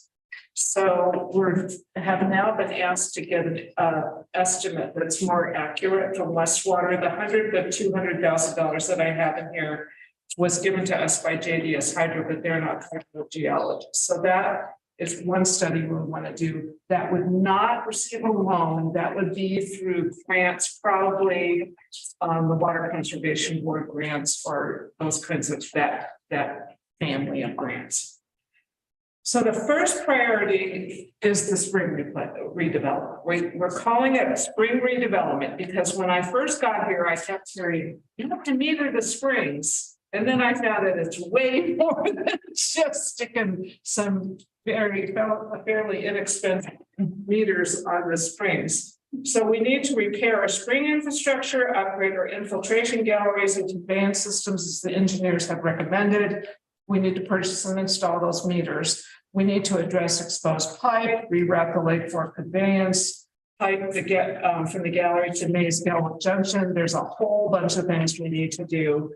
And we're estimating those that to cost about $1.4 million. And for this particular project, we're looking at stacking grants. So right now, DOLA has put in a request to the state demographer to see if we qualify for a low mod loan for CDBG. So the DOLA thinks that we're on the edge of being a low mod community, but because the census tracts don't follow town boundaries, the state demographer is going to have to do an assessment of blocks in Paonia. So we had to order that. That's in progress. If we can do that, grant is due in the middle of February, $600,000. We would match it with energy impact, perhaps a small systems grant. We talked to the Colorado River District, And they will give us, I got an email from them. Oh, yeah, they think it's right up their alley. They love it. Yeah. So they would help us with whatever match we don't have. So we're working all these groups. I put possible state loan revolving loans fund, but I don't think we're going to need that for the spring development. And the advantage of not going with the loan program is we can move faster, which moving fast on the springs is important. The second priority are the temporary fixes to the clock plant to bring it online while relining the 2 million gallon tank. And I had previously said to you 30,000. I got that number from the wrong source. They've actually costed out, it's close to 185,000. The dilemma we have right now is we did get this estimate from Buffalo Builders to fix the cover, which is the problem because there are critters that are getting in there that should not be in there. We got the estimate. Jeremiah is concerned that they have not explained well enough how they're going to completely seal that. So we're going to get that information. But because it's that expensive, we probably want to roll that into the loan and have them escalate it. DOLA said that they would support us with CDPHE escalating I'm going to call them emergency, but they're emergency over the next year kind of things, projects, so we can get those earlier. So that would be one. In addition, we have to replace the concrete asbestos pipe that conveys water from that. And that's going to be about 4.5 million. That's not as, it's not as high a priority. We can live with what we've got for a while, but it will have to be replaced. That's 4.5 million. Right now, I've talked to CDPHE quite a bit about concrete asbestos pipe because I had to replace the whole system in Lake City because that's all it was. And they've, first of all, for the public, that does not mean there's asbestos near water. It has nothing to do with water quality, but they are going to eventually require that all that piping be replaced anyway. So we're putting that in. So I'm going to digress a little bit and talk about storage. Storage really haunted us because there's the issue of the clock plant. And the engineers talk with us about, if we did this, and this, we can keep the clock plant going for another 25 years. And how much storage do we really need? And we know that we've got the 2 million gallon tank that we want to reline, but what else do we do? And after a lot of discussions, I'm just going to cut to the bottom line. What we're going to recommend to you, after the engineers found out that the clock plant is almost 40 years old, they said, don't store it. By the time we got the clock plant to the point that it could last 25 more years, we're up at the cost of a 1 million gallon new storage tank.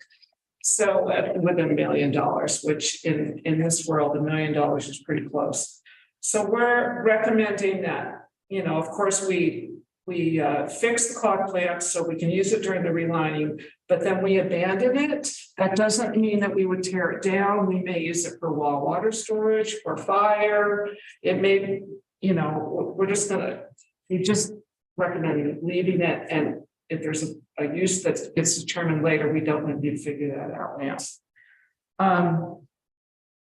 So the next priority is to reline and repair the storage tank. The divers were here on the 21st. It's in worse shape than we thought.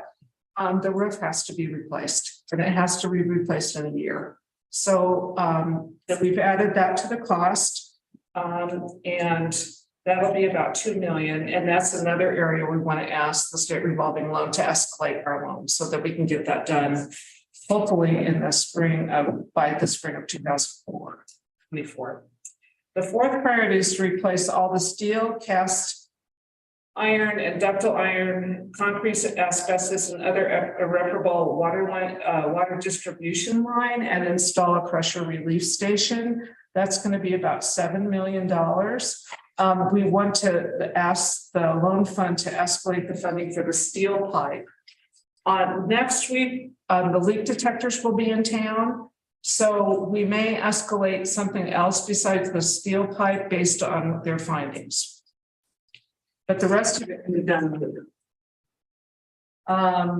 Let's see, and then the fifth priority is to replace all the hot, wet clay and other irreparable sewer pipes. That'll be about $8 million, and we want to ask CDPHE to escalate the Doris line because that needs to be replaced as soon as possible.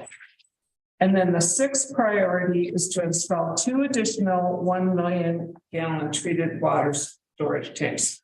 One at the Lamborn site and one at the old clock plant site. So if you abandon the current clock plant, you'd still treat the water from the springs at the treatment plant, at the clock treatment plant, and then it would gravity feed to this 1 million gallon tank at the old clock plant site. If that makes sense. And so the total cost of all this is 28.6 million, and then with a 30% contingency, which they'll want us to add, it'll be 37 million. What we're proposing to be funded with other grants and town cash is 1.6 million. With the drinking water straight revolving loan fund, that would be $19 million total projects, and with the clean water, which is basically wastewater, it's 8. So this would be, we would apply for the total loan in those 2 revolving loan funds right away for everything. But what CDPHE will do is phase out, because we can't, do all those projects in 18 months. So they would probably phase that over 5 years, but from the initial one. The one thing that's not on here is replacing the lead pigtails. It's going to be a process getting that, but there's a third loan program at CDPHE to just work with lead. And so we want to get that process started as well. We don't have a cost on that. We don't know what that's going to cost. It's going to take investigation. The thing that I want to make sure that everybody knows is that we're expecting a report from the state soon on the future of our sewage treatment facility. And so we're probably going to be talking that, probably not while I'm here, I hope, but your permanent administrator will be talking to you about the cost that you'll have to put into the sewage treatment. So that's kind of our plan. And I will assure you that things will change and prices will change. And they will change ongoingly in the next 5 years. But this is our game plan to start the funding process. And Dave and Mary, do you want to add anything? Just that, we're looking at loan forgiveness on a lot of this, depending on how much we can get from Colorado Power and Water. If they can pull in their basic funds, those are forgivable at 80% loan forgiveness. So that would be wonderful. If we can't get that, then it's 50% loan forgiveness, and we've got to get more than that. It's likely that you'll get more. Right. I have always gotten 100%, but you don't usually get it right away. Yeah, you may have 3 years paying before. But on a couple of years, and then they go. And the thing is, the money is here now. Now is the time to do this. The funds are here and we can get them. Why not do it? We've had the assessments that say this needs to be done. We need to do this stuff. So let's get the funds and let's do it. Yeah. We've put this off for decades. And I know we had to do rate increase for people, but this rate increase isn't just going to disappear. We have a real plan. We're going for real substantial money. And when we're done, we're going to have a fully functional refurbished system that is functional. Yeah, it's going to last us, for years. I mean, I wish I had started this 20 years ago, but the money wasn't there, and now it is. And so we need to grab the brass ring when it comes around. Okay, Thomas. So is the state rolling loan funds the mechanism for national money that's being invested in infrastructure? Yeah, it's coming down, the build back, yeah. the infrastructure loan came down through the state, gave the CDPHE, and then CDPHE put 99% of it into state revolving. And you do have options. I mean, I don't even want to go there now, but you have options of applying for energy impact funds to pay off your loan. You can match energy impact funds with these loans to pay them off if they'll give them to you, because that is state money. But and sometimes CDPHE will work with DOLA on that, but that's not something we're going to go to right now, because this will be a long-term process of figuring out how this works. Yeah, Dave. Doesn't make sense to have a full-time engineer if we're gonna do all this stuff at the time. I'm just wondering about whether it's more cost effective to have an engineer that we hire. You won't get an engineer with this expertise with what the town could pay. Well, and the other thing is, as part of the state revolving loan fund, is when we do our pre-application, we're gonna get a grant for engineering. They're gonna give us. Right, so part of the pre-app, so what we're turning in is a pre-app, it's not the actual loan application. And part of that, it comes with $300,000 in engineering funds to do the planning. So that's why I keep saying, this is not like we send it in, then we wait for them to approve it. This is a process that they will walk us through. And the escalation is, let us do it faster. And so they will process it faster and get it through faster so that we put the money faster and get the projects going faster. So the other question I have is, did I hear it right that the 2 million gallon tank needs to be worked on within a year? Yeah, it sounds like the roof is. It didn't sound to me like with loans we're trying to get and stuff, that could even happen within a year. You said 2024, that's a year and a half from now. Yeah, I mean, the best we can do, we're gonna tell CDPHU our situation, and then I think my experience with the state of Colorado, which is not my experience in the States, is they will do everything to work with the different agencies to get true problems addressed. And, you know, I had a situation in Glenwood Springs where I had a CDBG grant in 2 weeks. It was that, but it was a serious emergency. You're not in that kind of a serious emergency. So they'll work with us. And I think if, you know, that we'll have the engineers at the pre-app meeting, they will explain the condition of the 2 million gallon plant and the steel line and the Doris sewage pipe. And I trust the process because I've only had good relationships with CDPHE in addressing real problems. And the other thing too is we need to think about timing as to when we're going to do this. We do not want to be trying to reline that tank in the heat of the fall when when people are pulling a lot of water out. And we don't have a lot of water. Ideally, we want to do this in spring when the flows are hot. Yep, May and June. Yeah.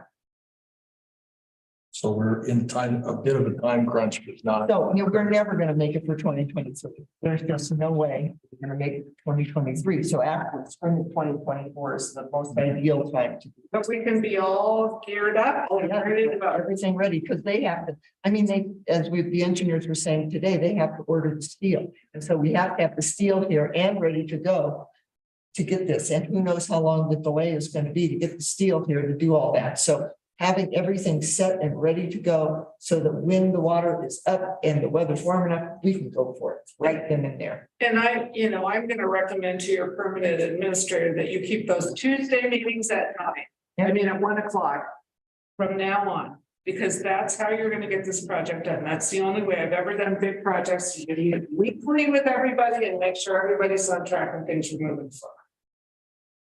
That's the way you get it done.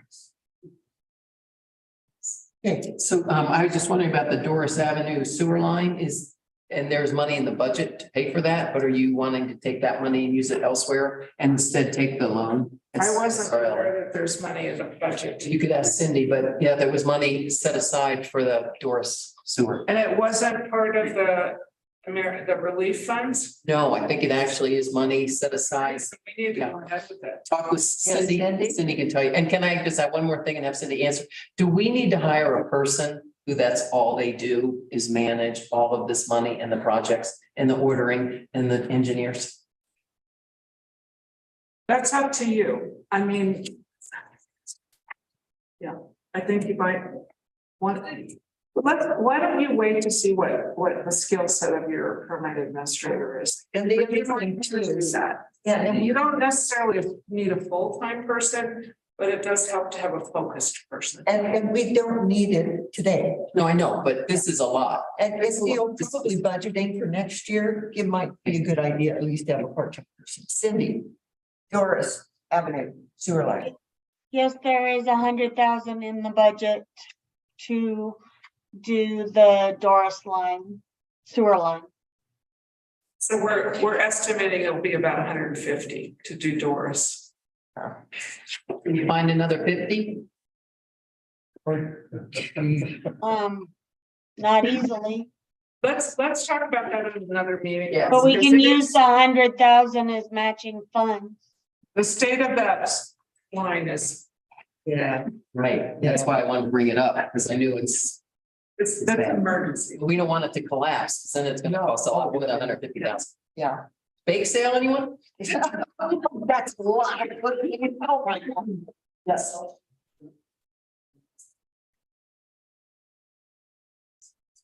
Yeah. I could follow up on that, the 2 million gallon storage tank. Based on the state of the roof, does it make more sense at this time to replace that tank entirely? No. We did talk about that today. The SGM is the engineer for the 2 million gallon tank. JDS Hydro is doing everything else. They think it's worth relining. They just said, you know, that the roof is an extra expense that we have to pay for. It's another 500,000, but they think it's worth relining. And then if you add 2 million gallon tanks, you can keep that up and eventually replace that. But right now, the plan is to keep that. And they also were saying that a welded steel tank is worth like $8 million versus a bolted steel tank, which is the only thing you could replace that with. So it's a very valuable tank, and to keep it in the condition that it's in. I mean, take the lining off, reline it, good for another 30 years. You know, we can't replace it with anything that it's of comparable value. Okay. Well, I hadn't finished. So my understanding is that the cost of a new tank was about $2 million. And I suppose what they told, I'm not sure exactly how an existing tank might be worth 8 million. I suppose it's the replacement cost of a welded steel tank. And you can't find. Okay, so that's what you're saying is it would cost $8 million to get what we have now versus 2 million for something else. That isn't as good. That's not my understanding. And then for the clock, I think we have a note on here that says that because of the age of the clock plant, we don't recommend rehabilitating the tank. Does the age only apply to the tank itself, or is it the rest of the plant? Because I thought I heard. Just tank. Okay. Oh. Okay. Plant's new, right? Well, yeah, that was my understanding. The plant was redone. Yes, the springs would continue to go to that treatment plant and be treated, and then they would go down to a new 1 million gallon tank. That's at the old clock site. So we wouldn't sacrifice the plant. Okay, so Just the tank, so just the, community swimming pool. That's what I'm suggesting. so the age of that tank merits mothballing it with the age of the 2 million gallon tank. That's correct. It's the tank that's old, not the.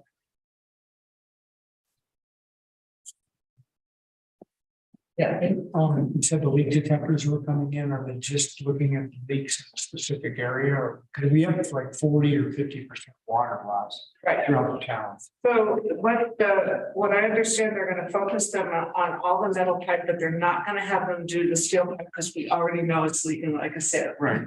So they're gonna do that, and then whatever else it leads to, just to check out our water lines to see where the leaks are. And then if there are additional areas where the pipe really needs to be replaced, we'll add it to the escalation list. Yeah. So and CDPH is highly motivated for you to repair water leaks. Yeah. One last question, and the PRVs are not in here, is that because they are going forward and they're all done? They're gonna be done. We just sent a purchase order today for those. They're So gonna- it does include though, what they call, I call them pressure relief stations, but they call it a pressure relief vault. And so the water line replacement, it includes the pressure relief vault, which is about 280,000. Right, and we are that one big long steel line that we have to replace. We're going to have to reroute it because it's going under a wetland.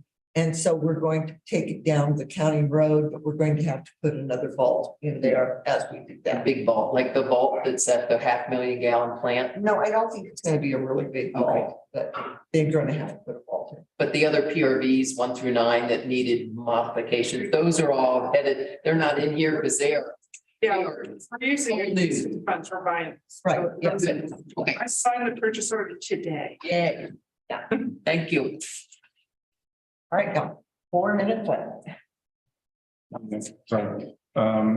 So since this total estimated cost is so incredibly astronomical, I was wondering if you guys have revisited any of the previous plans for improvements, such as raw water. I know that you addressed raw water as a possibility for the existing 1 million gallon for the storage plant. Or there was actually some micro hydro that had been worked out in previous studies. This might be an opportune time to really give that a second look, because when it was first proposed, it was like, well, the money's not there. But this is a giant boatload of money. Do you want to address that, Dave? Yeah, have you seen the microhydro study? The one, I brought that up and presented to the engineers.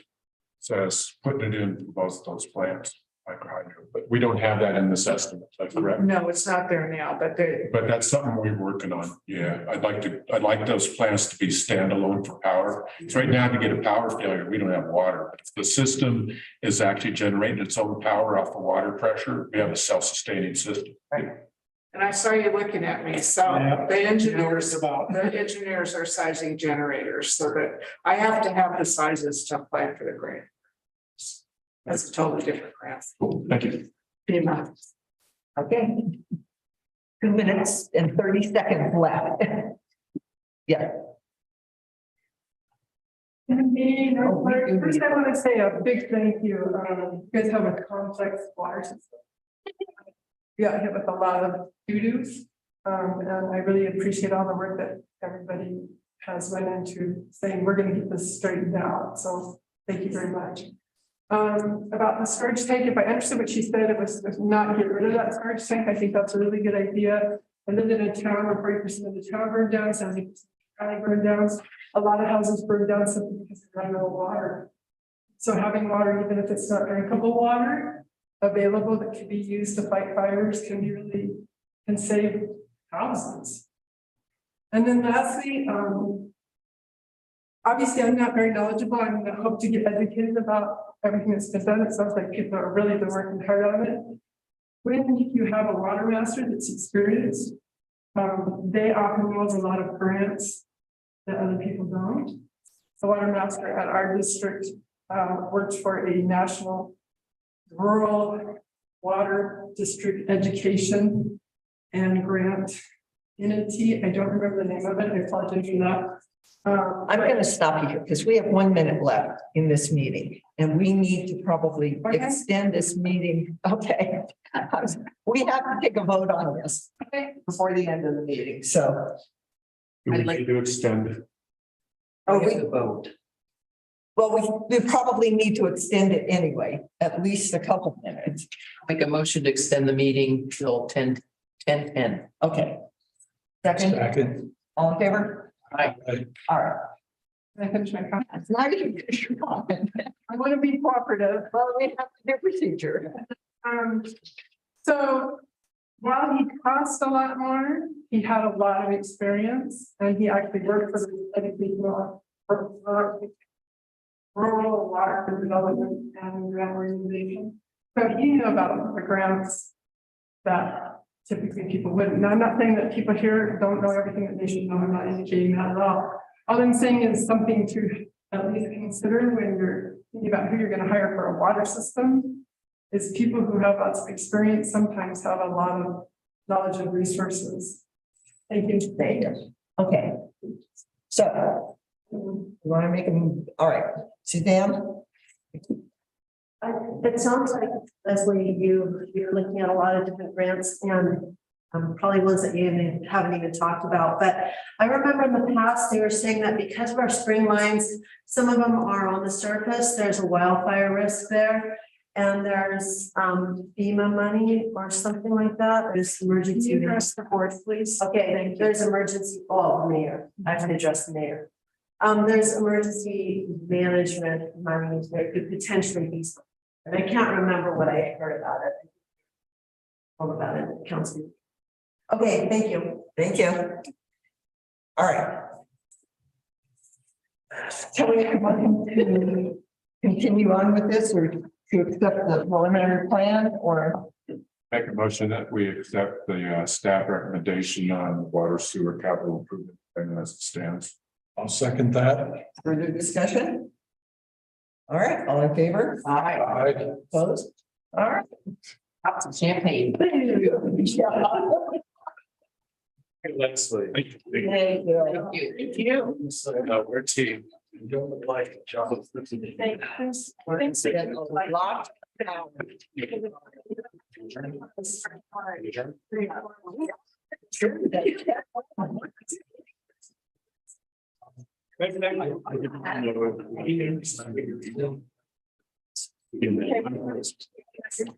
No, I mean, already. Halfway down. Yes. Pretty good. But new, it's all been in the open and all this. I mean, if that was recognized, it could be, oh my God. This has been coming. Yes, like we didn't want to be here.